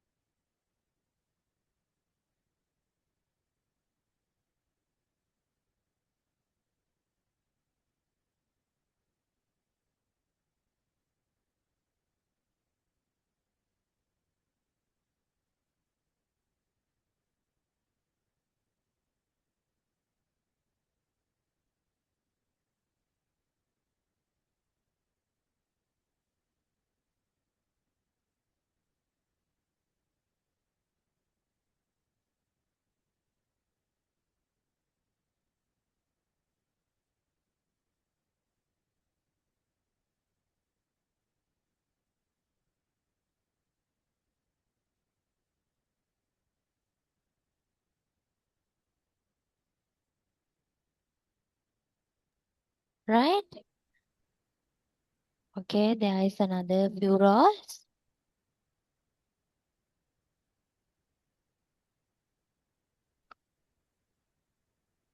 Just look at the normative one under the control. The strategy is developed in a control environment because it is very rigid and the structure situation. When we talk about the descriptive one, strategy develops in a uncontrolled real life environment. Based on the situation, we have to develop this strategy.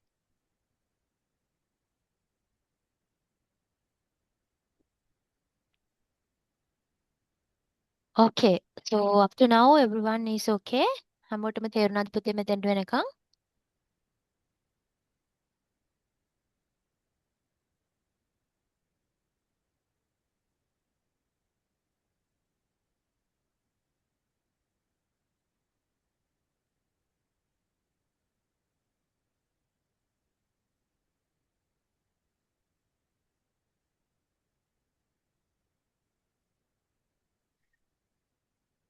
Okay, only one said yes. What about others?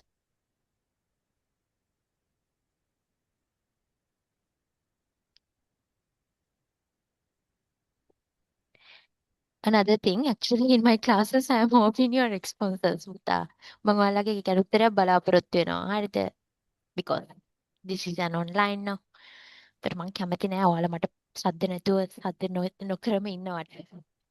Okay, so another two we have to discuss and emergent strategies. Another two categories, right?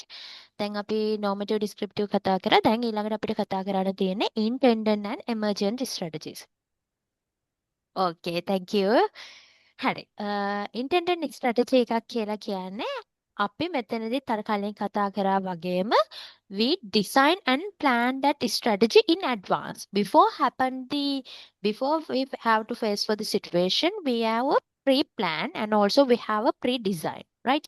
Not all intended strategies are successfully implemented due to environmental changes. අපි දැන් උදාහරණයක් ගමු. උදාහරණකින් මම ඔයාලට මේක කියලා දෙන්නම්. මම බලාපොරොත්තුවෙන් ඉන්නවා එන new year season එකට ස්ට්‍රැටජි එකක් යූස් කරන්න පුතේ. මම හිතාගෙන ඉන්නවා කැවිලි වර්ග හදන කඩයක් දාන්න. හරිද?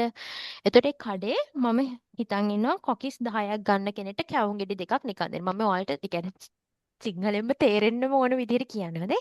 කොකිස් 10ක් ගන්න කෙනෙක්ට කැවුම් ගෙඩි දෙකක් නිකන් දෙන්න මම බලාපොරොත්තුවෙන් ඉන්නවා. හැබැයි එකපාරටම මොකක් හරිම මට හෙල්ත් ඉෂුව එකක් වෙන්න එපා. හෙල්ත් ඉෂුව එකක් හරි මොකක් හරි සිටුේෂන් එකක් හින්දා මට ඒක කරගන්න බැරි වෙනවා. හරිද? එතකොට මම ඒක කලින් ප්ලෑන් කරගෙන ඉන්නවා මෙහෙම කරනවා කියලා I have a pre-plan මම ඔක්කොම රෙඩි කරන් ඉන්නේ but මොකක් හරි සිටුේෂන් එකක් හේතුවෙන් මට ඒක කරන්න බැරි වෙනවා. So this is the intended strategy. ඉන්ටෙන්ඩන් එකේදී ඔයාලා කියන්න ඕනේ ඉන්ටෙන්ඩන් කියන්නේ මොකක්ද කියලා. වුත් අපි ඒක ප්ලෑන් කරගෙන ඉන්නවා. හැබැයි හැම ඉන්ටෙන්ඩන් ස්ට්‍රැටජි එකක්ම සක්සස් වෙන්න බෑ. සමහරලාට එන්වයරන්මන්ට් චේන්ජ් එකක්, competition and also the unexpected challenges හින්දා ඒක ෆේල් වෙලා එහෙම නැත්නම් ඒක හරියට වැඩ කරන්නේ නැතුව. ඒ කියන්නේ අපි ඒක ඉම්ප්ලිමන්ට් කරත් even though we implement that strategy it not work. වැඩ කරන්නේ නැති වෙන්න පුළුවන්. මොකද අපි යූස් කරන හැම ස්ට්‍රැටජි එකම පුතේ සක්සස් වෙන්නේ නැහැ. ඒක මතක තියාගන්න. Under the strategic management, that's the thing what you have to remain, keep in mind. Each and all strategies are not successful. Even though we implement in a proper way, it can be fail. අපි ඒක හොඳට කරත් ඒක fail වෙන්න පුළුවන්. There are some other reasons, no? Okay, it's very normal. Then when we focus about the emergent strategies are developed naturally because as a result of responding some situations. ඒ කියන්නේ අපි සමහර situations වලට respond කරන්න යද්දී ඒක automatically අපි කලින් plan කරලා design කරගෙන ඉන්නේ නැහැ. මම මගේ කැවුම් කඩේ මයි කොකිස් කඩේ කොකිස් 10ත් එක්ක මම කැවුම් දෙන්න මං කලින් හිතාගෙන ඉඳලා නැහැ. හැබැයි මට තේරෙනවා මං එහෙම දෙන්න පටන් ගත්තොත් oh shit මම එහෙම දෙන්න පටන් ගත්තොත් මට තව කට්ටියක් attract වෙයි. එකපාරක් කොකිස් අරන් ගියපු කෙනෙක් ආයෙත් එයි මට ගෙන් කොකිස් ගන්න. මොකද මම නිකන් කැවුම් දෙනවනේ. අන්න එහෙම. ඒක naturally මම මේ මොකක් හරි සිටුේෂන් එකකට රෙස්පොන්ඩ් කරන්න යන එකකින්ද automatically මගෙන් වෙන දෙයක්. So these strategies are not planned but arise from day to day decisions and learning. මම දවස ගානේ ගන්න experience එකකින්ද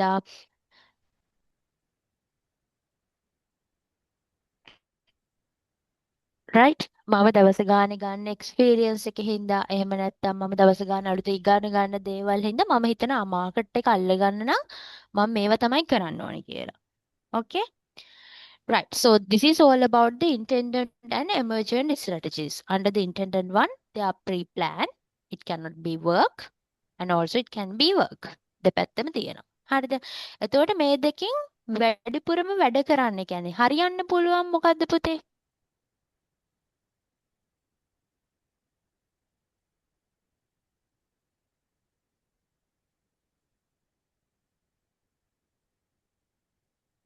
මේ දෙකෙන් සක්සස් වෙන්න පුළුවන් මොන ස්ට්‍රැටජි එකද? Which one? Intended one or the emergent one? As you think?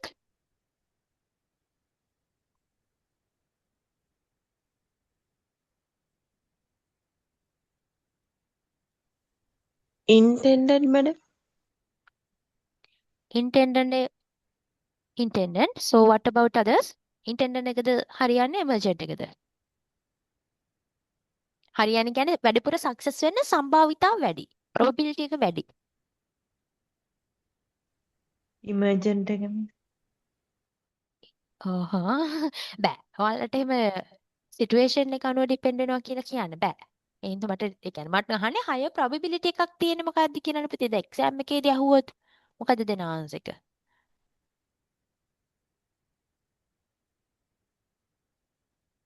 Just think this is the exam question.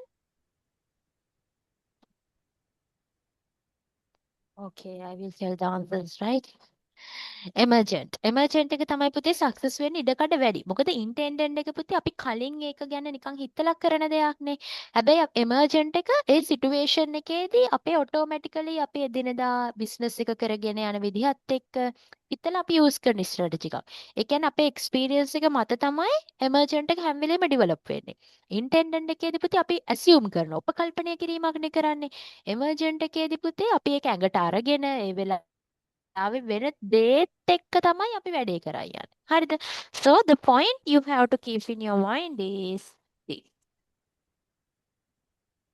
Emergent strategies often have a higher chance of success because they are grounded in actual experience and real market conditions. Okay. Okay, there is also another table. I table එකක් දැම්මා. aspect එක ඒකේ තේරුම මොකද්ද? ඊට පස්සේ ඒක කොහොමද ඔයාලට පාඩම් කරගන්න ලේසි වෙන තමයි මම මේ tables දාලා ආයෙ දාලා තියෙන්නේ උඩ තිබ්බ ටිකමයි. There is some other points.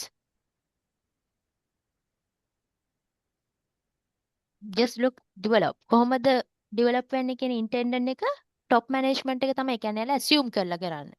හැබැයි මේක day to day decisions අනුව තමයි develop වෙන්නේ. රිස්ක් එක ගත්තොත් ඉන්ටෙන්ඩන්ට් එකේ රිස්ක් එක වැඩි. අපි කලින් මේකට ලෑස්ති වෙලා හිටියොත් රිස්ක් එක වැඩි. අපිට ඒ උනට රිස්ක් එක අඩුයි එමර්ජන්ට් එකේදී. මොකද ඒ වෙලාව අනුව අපිට ඒක වෙනස් කරලා ගේමක් ගහන්න පුළුවන්. Okay. Then we have to discuss about the organizational strategy. Right? Still we are discussing about the word strategy, not the strategic or else not the strategic management. Just we are discussing about the strategy.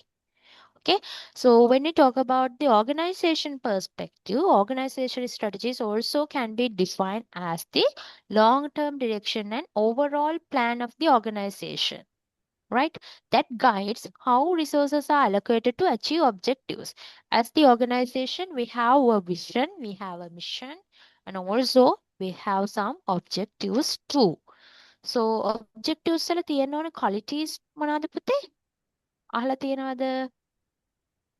Smart කියලා. objective should be smart. right? එහෙම නේද? objective smart වෙන්න ඕනේ. කාටද කියන්න පුළුවන් mic එක unmute කරලා මොනවද ස්මාර්ට් වලින් represent වෙන්නේ කියන එක?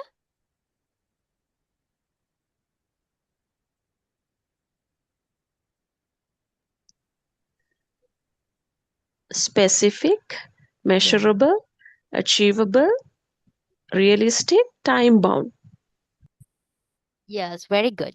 Yeah. So those are the 5 things which are represented by the SMART. Specific, S කියන්නේ specific, M කියන්නේ measurable, specific කියන්නේ සුවිශේෂී වෙන්න ඕනේ, measurable කියන්නේ මැනිය හැකි වෙන්න ඕනේ. A represent achievable අපිට achieve කරගන්න පුළුවන් වෙන්න ඕනේ. R කියන්නේ realistic. Realistic කියලා කියන්නේ පුතේ යාවත් කාලීන වෙන්න ඕනේ. කියන්නේ ඒක ඇත්තටම කරන්න පුළුවන් දෙයක්. කරන්න බැරි දේවල් අපි objectives විදියට දාන්න. Then the final one is the time bound. Within the given time period we can be achieved. අපිට ඒක achieve කරගන්න පුළුවන් කියන්න ඕනේ. පුළුවන් වෙන්න ඕනේ. කියන්න නෙමෙයි වෙන්න ඕනේ. හරිද? ඊට පස්සේ දැන් organisation strategy එකක් ගත්තොත් එimhe organisation strategy එකේ වෙන්නේ අපි ගාව තියෙන resources. As the organization we have different resources, right? HR, human resource, and financial resource, and also the material things also we can consider as the resources, right? එතකොට ඒ වගේ resources තියෙනවා. එතකොට ඒ resources අපි කොහොමද අපේ objectives achieve කරගෙන long term direction එක වෙනුවෙන් දිගු කාලීන මඟ පෙන්වීම වෙනුවෙන් පාවිච්චි කරන්න කියන එක තමයි පුතේ organizational strategy එකකින් වෙන්නේ. Right? Let's highlight that part. Organization strategy refers to the long-term direction and overall plan of an organization that guides how resources are allocated to achieve objectives. Okay, so always the strategy is act as a guide and also the shape the major decisions and actions across the organization. හැම වෙලාවෙම organization එකේ decisions හරි විදියට ගන්න එකට මඟ පෙන්වීමක් ලබා දෙනවා පුතේ strategy එකකින්. හරිද? බලන්න example එකක් දාලා දෙනවා. A university may adopt a strategy to become a leading research institution over the next 10 years to achieve this. It may invest in qualified academic staff, reach facilities, and international collaborations. එතකොට එයාලට එහෙම leading research institution එක වෙන එක තමයි එයාලගේ මේන්ම vision එක. එතකොට ඒ විෂන් එක achieve කරගන්න. To achieve this, එයාලා use කරන strategies තමයි පුතේ මොනවාද? Qualified academic staff එකක් recruit කරන එක and also giving the facilities, necessary required facilities for the research development and also the collaborate with international bodies, right? So those are the strategies they can use to achieve that vision after the 10 years. So organization strategy is also focus about few things. Organization එකේ strategy එකකුත් දේවල් කීපයක් කෙරෙහි අවධානය යොමු කරනවා. පළවෙනි එක තමයි always focus about the long term direction of the organization. Organization එක අවුරුදු ගානකින් 10කින් 20කින් අවුරුදු 5කටත් එහා හරි සමය විෂණයක් දාන්න. එතකොට එimhe දිගු කාලීනව යන්න බලාපොරොත්තු වෙන්නේ කොතෙන්ටද? Then the scope of organizational activities. Scope එකක් කියලා කියන්නේ ප්‍රති අපේ රාමුවක් තියෙනවා නේද? අපිට හැමදේම කරන්න බෑනේ. As the organization there is some scope. අපිට කරන්න පුළුවන් ප්‍රමාණයක් සීමාවක් තියෙනවා. Boundary එකක් තියෙනවා. Right? Boundary. This word is suitable. Boundary එකක් තියෙනවා. එතකොට අපි organization එකේ වෙන activities වලට අදාළ scope එක මේකදී direct වෙනවා. Then achieving and sustaining competitive advantage. Actually explain about what is the competitive advantage. Competitive advantage කියන්නේ මොකක්ද කියන එක මම explain කරා. What we can do better than our competitors. අපේ තරඟකාරයන්ට වඩා මොකද්ද අපිට හොඳට කරන්න පුළුවන්. එතකොට ඒ competitive advantage එක achieve කරගෙන ඒක sustain කරගන්න. ඒ කියන්නේ ඒක හරි විදිහට prove කරගන්න අපිට strategy එකක් වැදගත් වෙනවා. And aligning internal capabilities with external environment. Okay, as the organization, we have lots of internal capabilities. What are the internal capabilities, Puta? Within our organization, what are the things? What is our capacity, right? For example, එතන අපේ organization එක ඇතුලේ ඉන්නවා සුපිරි ගින්දර වගේ එම්ප්ලොයිස්ලා ටිකක්. හරිද? එතකොට ඒ internal capability එකක්, right? එතකොට ඒක අපි කොහොමද external environment එකත් එක්ක එකතු කරගන්නේ? ඒ කියන්නේ external environment එක එකතු කරගන්නවා කියන්නේ දැන් ඔයාලා ඉගෙන ගන්නවා business environment එකේදී internal environment and also the external environment, right? ඒ කියන්නේ බාහිර පරිසර සාධක. එතකොට internal කෙනෙක්නේ employee කියලා කියන්නේ. එතකොට අපි employeeව කොහොමද organization එකට පිටින් එන competition එකට face කරන්න adapt කරගන්නේ? එතකොට ඉතින් external environment එක තමයි technological development. තාක්ෂණයේ දියුණුව. එතකොට තාක්ෂණයේ දියුණුවත් එක්ක අපේ employeesලා මම කියන්නේ superior employeesලා ඉන්නවා කියලා. එතකොට ඒ superior employeesලාගෙන් අපි කොහොමද මේ තාක්ෂණයේ දියුණුවත් එක්ක වැඩක් ගන්නෙ? ඒ හරි වැඩේ හරියට ගන්න නම් අපිට strategies ඕන වෙනවා. හරිද? ඒ කියන්නේ employeeව කොහොමද technological development එකත් එක්ක අපි adapt කරගන්නේ? මේ දෙක අතර relationship එකක් build up කරගන්න alignment එකක් හදාගන්න නම් අපිට strategy එකක් ඕන වෙනවා. Then developing organizational resources and the competencies. Within our organization, we have to attract more capable employees. අපිට තව ගොඩාක් දැනුම තියෙන ගොඩක් ස්කිල්ස් තියෙන එක්ස්පීරියන්සස් තියෙන එම්ප්ලොයිස්ලා අපිට ඇට්‍රැක්ට් කරගන්න ඕනේ. ඒතර අපි කොහොමද එයාලව ඇට්‍රැක්ට් කරගන්නේ? එයාලට අපි කොහොමද හොඳට ට්‍රීට් කරන්නේ? ඒ වගේම අපි කම්පිටිෂන් එකට කොහොමද සක්සස්ෆුලි ෆේස් කරන්නේ? මේ හැමදේම ඩෙවලොප් කරගන්න. ඒ වගේම ෆයිනෑන්ෂල් කේපබිලිටි එක අපි කොහොමද ඉම්ප්‍රූව් කරගන්නේ? අපිට දැන් ෆයිනෑන්ෂල් ස්ට්‍රැටජිස් උත් අපිට ඕගනයිසේෂන් එකේදී ලොන්ච් කරන්න වෙනවා. හරිද? කියන්නේ අපි කොහොමද හරියට ෆයිනෑන්ස් මැනේජ් කරන්නේ? එතකොට එතනදී ෆයිනෑන්ෂල් කම්පිටන්සිස් කොහොමද අචීව් කරගන්නේ? ඒ හැම දෙයකටම අපිට ස්ට්‍රැටජි එකක් වැදගත් වෙනවා. එතකොට ස්ට්‍රැටජි එක මේ කියපු ඒරියාස් හැම තැනකදීම පුතේ රීප්‍රසන්ට් කරනවා ඕගනයිසේෂන් එකේ ඩෙවලොප්මන්ට් එක දියුණුව වෙනුවෙන්. Right? For the development of the organization, we need each and every strategy to achieve our main goal or else our objectives. Okay, so under the strategy, we have to discuss about two frameworks, right? Yeah, two frameworks. The first one is the three horizon framework. හරිද? මේ three horizon framework එක ගැන කතා කරන්නේ මේ දීලා තියෙන statement එකත් එක්ක. Right. Strategy is long-term direction of organization. Exploring strategy 10th edition. Exploring strategy කියන book එකේ 10th edition එකේ 10 වෙනි edition එකේ යාලා කියනවා පුතේ strategy is long-term direction. strategy එකක් කියලා කියන්නේ දිගු කාලීන මඟ පෙන්වීමක් කියලා organization එකක. මේකේ අපිට keywords තුනක් බලන්න පුළුවන්. මොනවාද පුතේ keywords තුන? මේ definition එකේ in this definition we can identify three keywords. So what are those three keywords? Tell me.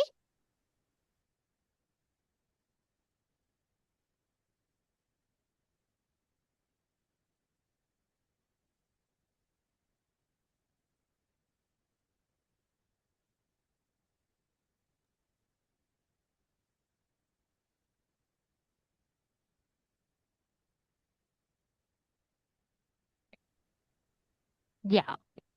One is the long term. එකක් තමයි long term. වෙන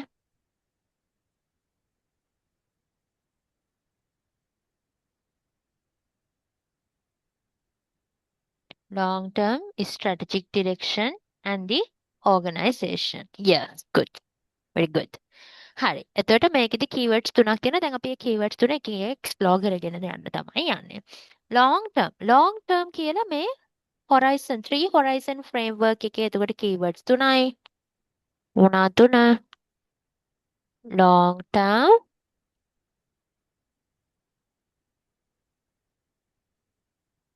strategic direction and the organization.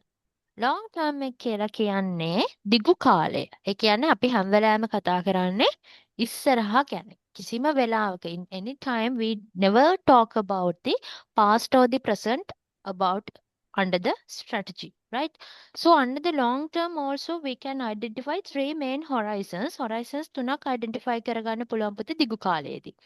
ඒ කියන්නේ අපි කොහොමද අපේ activities මේ ලොදිගු කාලයේදී එක එක time periods ඇතුළතදී achieve කරගන්න කියන එක. පළවෙනි horizon එක. ඒ කියන්නේ කොටස් තුනක් තියෙනවා. long term එක ගත්තොත් කොටස් තුනයි. එහෙනම් මතක තියාගන්න. long term එකේ කොටස් තුනයි.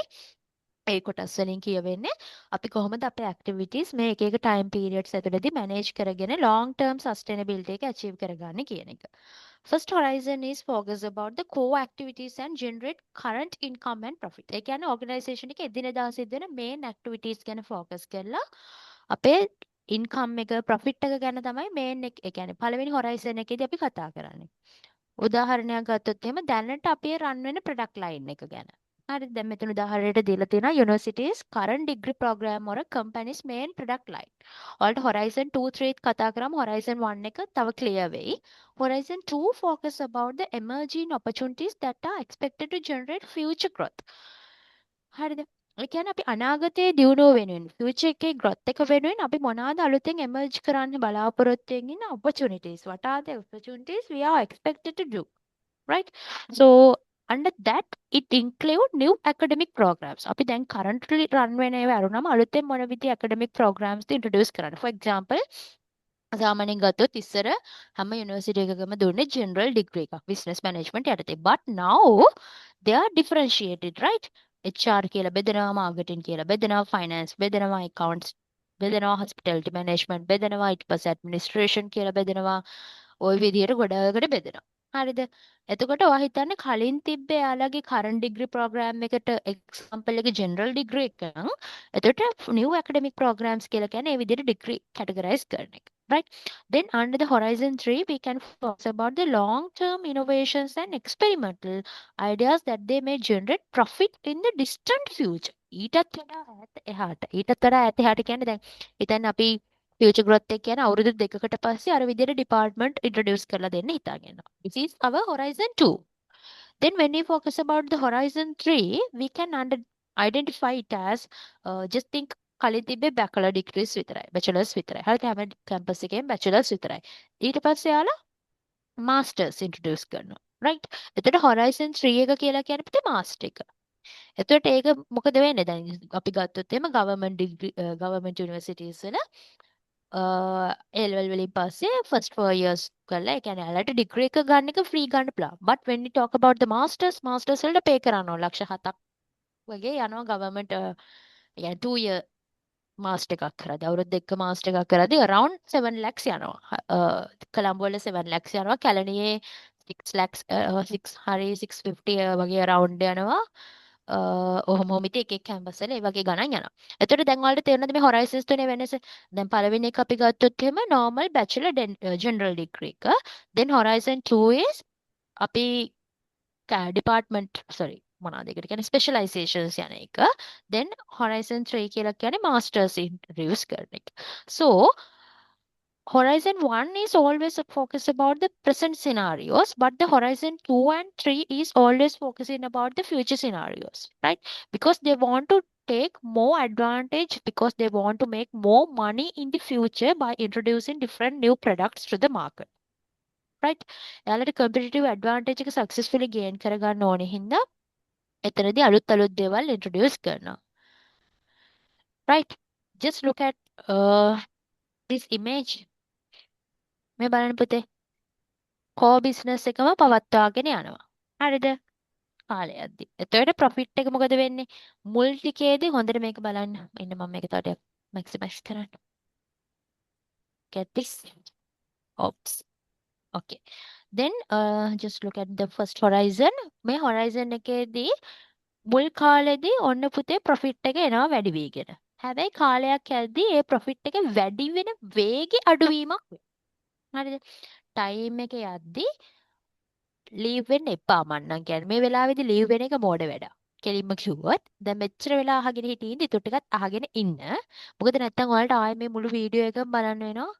ඔක්කොම ආයෙ ඔලුවට දාගන්න. හරිද? එහෙනම් මෙතනින් එහාට ලීව් වෙන්න එපා. ඕකේ? මෙතනදී වැඩි වෙන වේගයේ අඩුවීමක් වෙනවා ටයිම් එකත් එක්ක. then එයාලා ඊට පස්සේ මොකද කරන්නේ? specialization introduce කරනවා. specialization introduce කරාට පස්සේ after they introducing the specialization programs they can earn high profits. Just think this is not an internal degree. This is an external one. External degree program එකක් කියලා හිතන්න. then they can make high profits at the beginning, but when the times come up කාලය යද්දි ඒකෙත් මොකද වෙන්නේ profit එක earn කරන රේගේ අඩු වෙනවා. then they are going to introduce another strategy by introducing the masters programs, right? Masters they introduce කරද්දිත් likewise the same thing is happening in each and every scenario, every horizon. then create viable options. They are introducing different options. master එකත් ආයේ ඔන්න categorize කරලා ඉදිරිපත් කරා කියලා හිතන්නකෝ. then at the beginning the same, they can earn high profit, but when the times come off, it come to normal scenario. Okay, so this is the situation. This is the framework under the long term we can identify. Let's focus about the strategic direction, the second keyword. ඔයාලට මේ හරියදී දැන් මොන හරි ප්‍රශ්න තියෙනවා නම් දැම්මම අහන්න. Okay? ඒ කියන්නේ ඒ වෙලාවෙම තේරුම් නැත්නම් ඒ වෙලාවෙම අහන්න. කිසි ප්‍රශ්නයක් නැහැ. මම අහනකන් ඉන්න එපා ප්‍රශ්න තියෙනවා කියලා. ඔයාලට ප්‍රශ්නයක් නම් අහන්න. හරි. දෙවෙනි එක තමයි පුතේ keyword එකේ අපි definition එකේ අපි දැක්කපු 10th edition එකේදී strategic direction. So strategic direction is always focus about the long term directions, because this long term direction is always based on the long term objectives. අපි හැම වෙලාවෙම long term objectives මත base වෙලා තමයි මේ direction එක හදන්නේ. For example, most private sector organizations are keen on profit maximization for their shareholders. So their long term direction is shaped by profit maximization. ගොඩක් private organizations හැම වෙලාවෙම බලන්නේ එයාලගේ profit එක maximize කරගන්න. හරිද? because they want to maximize the wealth of their shareholders. නේද? finance වලදී ඉගෙන ගත්තානේ. shareholders ලාගේ wealth එක තමයි maximize කරන්නේ. එතකොට ඒ profit maximization එක කියන main goal එකට යන wealth එක maximize කරන්න එයාලා හැම වෙලාවෙම මේ strategies හදන්නෙම long term objectives මත base වෙලා. then the final one is about the organization. තුන්වෙනි keyword එක තමයි organization. මොකද organization එක ගැන මෙතනදී කතා කරන්න ඕනේ why we have to discuss about the organization under this definition, because we are learning about the business and management. So always we must take the decisions based on the organizational behavior, right? organization එක කොහොමද behave වෙන්නේ කියන එක අනුව තමයි අපි හැම වෙලාවෙම decisions ගන්න ඕනේ. So organizations have different relationship with different parties, they have different stakeholders. and also the shareholders. So both internally and externally they have the relationship. Internal relationships තියෙන කාත් එක්කද අපි ගත්තොත් එහෙම shareholders ලත් එක්ක තියෙනවා internal relationships. Right? Then externally අපි ගත්තොත් එම government එකත් එක්ක media එකත් එක්ක එයාලට external relationships තියෙනවා. So they have to deal with both of them. හරිද? එතකොට organisation එකක හැම වෙලාවෙම stakeholdersලා organisation එකේ එයාලගේ share එක මත depend වෙලා ඉන්නවා. කොටස අනුව එයාලා රැඳිලා ඉන්නවා. එතකොට organisation එකක් හැම වෙලාවෙම එයාලගේ first priority එක දෙන්නේ කාටද? first priority එක දෙන්නේ එයාලගේ මේ shares අයිති කරන් ඉන්නේ stakeholdersලට shares holdersලට හරිද එතකොට shares තියෙන කෙනාට තමයි හැම වෙලාවෙම එයාලා first priority එකෙන් දෙන්නේ because they have a obligation as the company එයාලට company එකක් විදියට වගකීමක් තියෙනවා එයාලට invest වෙච්ච money එකට refund එකක් දෙන්න ඒ හින්දා හැම වෙලාවෙම මේ හැමෝමත් එක්කම proper relationship එකක් maintain කරන්න ඕනේ they cannot never impact for that relationship in a negative way because that's their obligation. එයාලා හැම වෙලාවෙම එයාලගේ relationship එක එයාලා customers like වෙන්න පුළුවන්. එහෙම නැත්නම් employees ලත් එක මේ කිසිම relationship එකකට negative impact එකක් වෙන්න දෙන්න හොඳ නැතුව ඒක හැම වෙලාවෙම maintain කරන්න ඕනේ. So when we illustrating and also when we establishing the strategies we must focus about it. අපි strategies හදනකොටත් ඒක ගැන හිතන්න ඕනේ මෙයාලා කොහොමද එතන deal කරන්න යන්නේ කියන එක. එයාලා deal කරන විදිය අනුව තමයි අපි හැම වෙලාවෙම strategies හදන්න ඕනේ. That's why we have to talk about these three key terms. First one is about the long term. Second one is also about the strategic direction. The third one is about the organization. So that's the end of the first framework. Well, let's move on to the second one. It's about the Mintzberg 5 P's strategies. Mintzberg's 5 P's of strategy. හරිද Henry මිනිස්බර්ග් ගැන අහලා තියෙනවනේ. එතකොට මේ මිනිස්බර්ග් 5 P's strategy introduce කරේ පුතේ Henry මිනිස්බර්ග්. Henry මිනිස්බර්ග් මෙතනදී complementary dimensions පහක් introduce කරනවා. strategy එකක් තේරුම් ගන්න නම්. ඒ කියන්නේ අපි strategy එකක් හදනකොට ඒ strategy එකක් තියෙන්න ඕනේ විදිය ගැන දේවල් පහක් introduce කරනවා. හරිද ඒ දේවල් පහ එකකට එකක් කම්ප්ලිමන්ට් වෙලා තියෙන මොනවද කියන්නේ ඒක සම්බන්ධ වෙලා තියෙන. ඒ කියන්නේ එක නැතුව දෙක තියෙන්න බෑ දෙක නැතුව තුන තියෙන්න බෑ. There is a relationship. The first one is the plan. හරිද අපි හැම වෙලාවෙම මෙතනදී plan එකකට තමයි strategy එක හැදෙන්න ඕනේ. ඒ කියන්නේ consciously intended course of action developed in advance. ඒ කියන්නේ අපි මෙතනදී ඒ නෙගටිව් සිටුේෂන් එකට ෆේස් කරන්න කලින් ඒ කියන්නේ අපි දන්නවා අපි ස්ට්‍රැටජිස් ඉම්ප්ලිමන්ට් කරේ නැති වුණොත් අපිට ඕගනයිසේෂන් එකක් විදිහට within the competitive industry we cannot survive අපිට survive වෙන්න බෑ.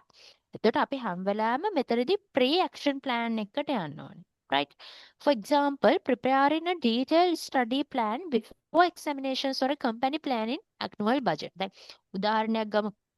as the company මම හිතාගෙන හිටියා 2025 ඉවර වෙද්දී 2026 මට කම්පැනි එකක් තියෙනවා කියලා හිතමු. තියෙනවා ඒ කම්පැනි එකේ මගේ බජට් එක යන්න ඕනේ මෙච්චරයි ලක්ෂ 50යි. එතකොට මම කලින්ම ප්ලෑන් කරනවා මම හදන ස්ට්‍රැටජිස් මේ ලක්ෂ 50 ඇතුළේදී තමයි කවර් වෙන්නේ. මම ලක්ෂ 50ක බජට් එකක් තියාගෙන මම ලක්ෂ 80ක strategies හැදුවොත් then I will fail. එහෙනම් චොට්ටක් ෂුවර්ම ෆේල් වෙනවා. හරිද? Then we must always align with our budget limit. Right? So this is the first thing. මිනිස්බර්ග් කියනවා අනිවාර්යයෙන්ම ස්ට්‍රැටජි එකක් හදන්න කලින් අපි plan එකක් තියාගෙන ඉන්න ඕනේ. Then the second one is ploy. ploy කියලා කියන්නේ specific tactic or maneuver designed to outsmart competitors. For instance, offering temporary discounts to attract customers away from competitors. ඒ කියන්නේ අපි මොකක් හරි ස්පෙસિෆික් ටැක්ටික් එකක් අනිත් අය කරන්නේ නැති දෙයක් අපි කරන්න ඕනේ.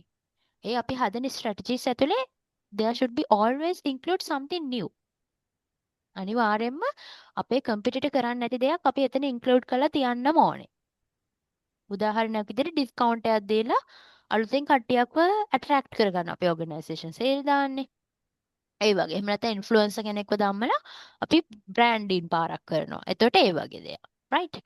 Then the third one, according to Mintzberg, is the pattern. මේක රටාවකට සිද්ධ වෙන්න ඕන දෙයක්. Right? consistency in behavior and actions over time. For example, a company consistently focusing on quality reflects a strategic pattern. අපි ඒ strategy එක එකපාරක් use කරලා ඒක එතනින් අතහැරලා දාලා ඉඳලා හරියන්නේ නැහැ. We must do it according to the plan. අපි මේ අවුරුද්ද ඇතුළතදී මේ strategy එකම strategy cost cut අපි ගත්තොත් title එක ගත්තොත් strategy එකේ title එක cost cutting. A cost cutting strategy එක ඇතුලේ we can use some different methods, right? So there should be some pattern, there should be some interrelationship with each and every strategy. හැම relationship හැම strategy එකක් අතරම relationship එකක් තියෙනවා. The fourth P is about the position, තත්වය. The place an organization occupies in the market or environment. For example, a luxury hotel positions itself differently from a budget hotel. අපි මොන තැනදද මේ strategy එක දෙන්න යන්නේ? හරිද? කරන්නම් වාලේ පුතේ ස්ට්‍රැටජිස් හදන්න බෑ. That's why it is related on the plan. හරිද? අපි දැනගන්න ඕනේ අවුරුද්දේ මුලද මේ අපි ස්ට්‍රැටජි එක යූස් කරන්නේ at the middle at the end of the year එහෙම නැත්නම් මොකක් හරි month එකක් තියනවාද specific purpose එකක් තියනවාද මොකක් හරි scenario එකක් වුණාමද අපි මේ ස්ට්‍රැටජි එක දාන්නේ අපි ස්ට්‍රැටජි එක කොතනද දාන්නේ කියන එක ඒ environment එක මත අපි ඒක place කරලා තියෙන්න ඕන. That's the position. Budget hotel එකකට වඩා අය ලක්ෂරි හොටල් එකක් වෙනස් වෙනවා. ඒතර අපි බජට් හොටල් එකක් දානවද ලක්ෂරි හොටල් එකක් දානවද ලක්ෂරි හොටල් එකක් දානවා නම් ඒක කොහොමද එතනදී අපි පොසිෂන් කරන්නේ? අපි මාකට් කරනවා නම් කොයි තැනින්ද අපි ඒකේ මාකට් එක ඒ කියන්නේ මාකට් එකක් හදනවා නම් ලක්ෂරි හොටල් එකකට අපි මොන පොයින්ට් එකකින්ද එතනදී කට්ටියව අල්ලගන්නේ කියන එක. Then the final one is the perspective, the final P. The underlying mindset or culture of the organization, of an organization. For instance, organizations that believe in continuous innovation encourage creativity and learning. Organization එකේ culture එක පුතේ employees ලගේ mindset, it is one of the most important thing when we launch a strategy within the organization. The employees mindset and also the culture of the organization, how they structured. Organisation එක structure වෙලා තියෙන්නේ කොහොමද එම්ප්ලොයිස් ලගේ mindset පොසිටිව්ද නෙගටිව්ද යාලා strategy එකක් use කරද්දී ඒකට support කරයිද සමහර අය ඉන්නවා පුතේ ඕගනයිසේෂන් එකකට අලුතෙන් සිස්ටම් එකක්වත් අඩුම තරමේ දානවට කැමති නැහැ. ඒ එම්ප්ලොයිස්ලා සමහර අය ගොඩක් ගත්තොත් ඒක ඔය ජෙනරේෂන් ගැප් එකත් එක්ක වෙන දෙයක්. එයාලා පුරුදු වෙච්ච විදිහක් තියෙනවනේ. එතකොට එයාලා අලුත් දෙයක් කරන්න කැමති නැහැ. එතකොට ඕගනයිසේෂන් එකේ කල්චර් එකට අපි දාන්නේ ස්ට්‍රැටජි එක සූට් වෙනවද? ගැලපෙනවද කියන එක ගැන අපිට අයිඩියා එකක් තියෙනවනේ. because හැම වෙලාවෙම අපි ඕගනයිසේෂන් එකේදී කල්චර් එක ඇතුලේ එම්ප්ලොයිස් ලගේ mindset we have to change on according to the they should believe about the innovation and encourage creativity and learning within the organization. In here, we can use some techniques. එතනම අපිට මෙතන techniques use කරන්න පුළුවන්. We can give some kind of learning experience and also employment development programs, employee counseling programs, and also the technological development programs. ඒ වගේ එක එක programs හදලා හරි කමන්නේ. එයාලගේ mindset එකට ගැලපෙන විදිහට තමයි අපි strategy එක implement කරන්න ඕනේ. So those are the 5 points which have given by the Mintzberg. හරි. බලා ගන්න මේ පහ මොනවාද පහ කියලා plan, ploy, pattern, position, perspective. Plan, ploy, pattern, position, perspective. Plan, ploy, pattern, position, perspective. Right? හරි. දැන් කියන්න මට පහ මොනවාද? දැන් ස්ක්‍රීන් එකේ පේන්නේ නැහැ. කියන්න බලන්න මොනවාද පහ කියලා.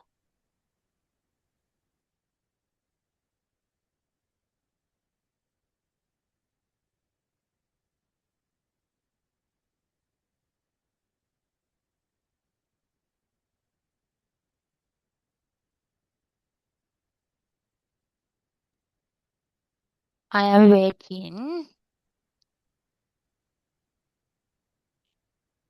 Okay, yeah, I got the answer. Plan, ploy, pattern, position, perspective. Yes. ඒ වෙලාවට පුලිත්තේ දැන් ඒ වෙලාවෙම කියන වෙලාවෙම එක මතක තියාගන්න පුළුවන් නම් actually it is the best. ඒක තමයි හොඳම දේ. So uh, then before wrap up the session, I need a feedback. මට feedback එකක් ඕනේ because this is the first session. මම ඒ ගමන් තව දේවල් ටිකක් කියන්නම්. ඔයාලා මට feedback එකක් type කරලා දාන්න මොන හරි changes කරන්න ඕනේද මොන හරි issues තියෙනවද ඔයාලට sort out කරගන්න එහෙම. මට message එකක් ඇවිත් තිබ්බා මේ class එක යන මැද්දේම ළමයෙක්ගෙන් අපිට website එකක් තියනවාද කියලා VM Learning Space කියලා. actually no we haven't හරිද අපිට එහෙම එකක් නැහැ මමයි ක්ලාස් කරන්න මේ අයිඩියා එක දුන්න මට විරාජ් සර්වි අපි දෙන්න එක බැච් එකේ ඉතින් එතකොට එසගේ එස තමයි ඇත්තටම ඒ කියන්නේ කලිනුත් මාව මෙතනට ජොයින් කරෙව්වේ කරවලා තිබ්බේ එතකොට අපි දෙන්නගේ අයිඩියා එක තමයි වෙනම සෙපරේට්ලි පටන් ගත්තේ රයිට් අපිට තාම දැනට එහෙම වෙබ්සයිට් එකක් නැහැ actually we are very beginners අපි ඇත්තටම ඒ කියන්නේ තාම අලුත් කියන උගන්නන්න නෙවෙයි මං කියන්නේ ඔයාලට සෙපරේට්ලි ක්ලාස් කරන තැනට අපි අලුත් හරිද ඒ හින්දා අපිට දැනට වෙබ්සයිට් එකක් නැහැ සෝ පොඩ හදාගෙන යන්නම් බට් ඒකෙන් ඔයාලට ප්‍රශ්නයක් වෙන්න දෙන්නේ නැහැ ඒ කියන්නේ ක්ලාසස් මැදින් නවත්තන්නේවත් එහෙම කිසිම දෙයක් කරන්න නැහැ මොකද ඉගෙන ගන්නවා කියන එකේ වටිනාකම හොඳටම දන්න කෙනෙක් මං ඒතර මං කිසිම වෙලාවක ඔයාලා කාවත් අමාරුවේ දන්නේ නැහැ ඔයාලට ඒ කියන්නේ දැන් අදත් මගෙත් ළමෙක් මැසේජ් කරලා ඉවරලා ඇහුවා ඩිග්‍රී එකෙන් පස්සේ මාස්ටර්ස් කරනවා නම් කොහොමද මේ ස්ටාර්ටඩ් කරනවා නම් කොහොමද එක දේවල් එයා ඇහුවා එයාට කලින් එහෙම අහන්න කෙනෙක් හිටියේ නැහැ කියලා. එහෙම ඇහුවා. ඔයාලට ඒ වගේ මොන හරි ප්‍රශ්න උනත් මගෙන් අහන්න පුළුවන් කිසිම ප්‍රශ්නයක් නැහැ. මම මගේ දැනුම හැටියට ඒ වෙලාවට ඔයාලට දෙන්න පුළුවන් උපරිම ඇඩ්වයිස් එක දෙනවා. බැරි වෙලා හරි සමහර තැන්වලදී මම දන්නේ නැති දෙයක් ගැන ඔයාලා මගෙන් ඇහුවොත් මම යාළුවෙක්ගෙන් හරි අහලා ඒ දේ කියලා උදව් කරනවා. එහෙම අතහැරලා දාලා නිකන් ඉන්නේ නැහැ. ඒ හින්දා අර ඔයාලට පොඩි ඩවුට් එකක් තියෙනවා. දැන් අපිට ඇත්තටම වෙබ්සයිට් එකක් නැහැ. ඉතින් ඒක දැනට නැහැ එහෙම. මොකද අපි අලුත්නේ. ඒ හින්දා ඒක වැරදියට ඔයාලා තේරුම් ගන්න එපා. හරිද? පුළුවන් විදිහට මේක හදාගෙන ඉස්සරහට යනවා. Right?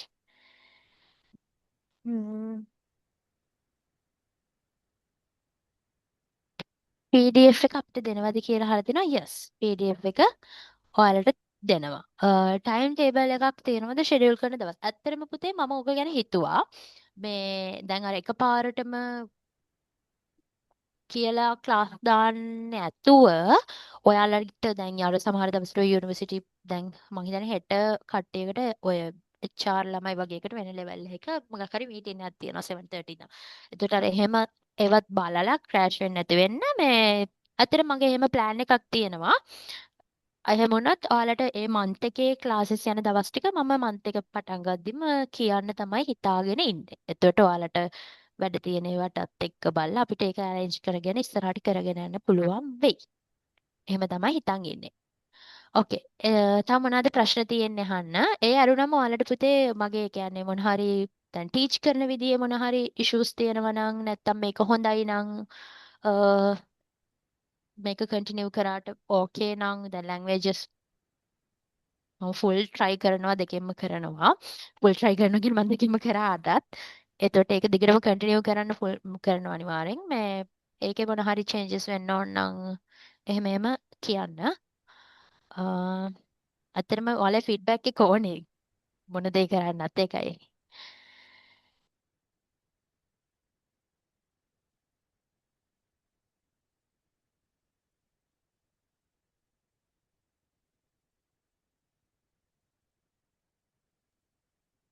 is this session is okay did you learn something මොන හරි ඉගෙන ගත්තද අලුත් දෙයක් මේ යන විදිය හොඳයිද කියලා හරි මට පොඩ්ඩක් අයිඩියා එකක් දෙන්න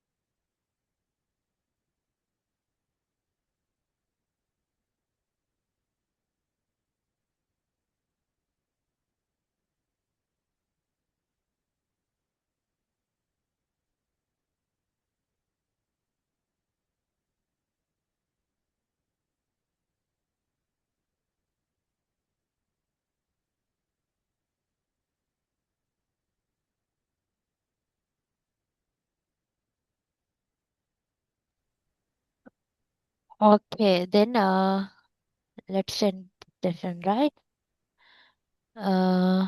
ඔයාලා කමෙන්ට්ස් මොනවා හරි තියෙනවා WhatsApp එකට හරි දාන්න.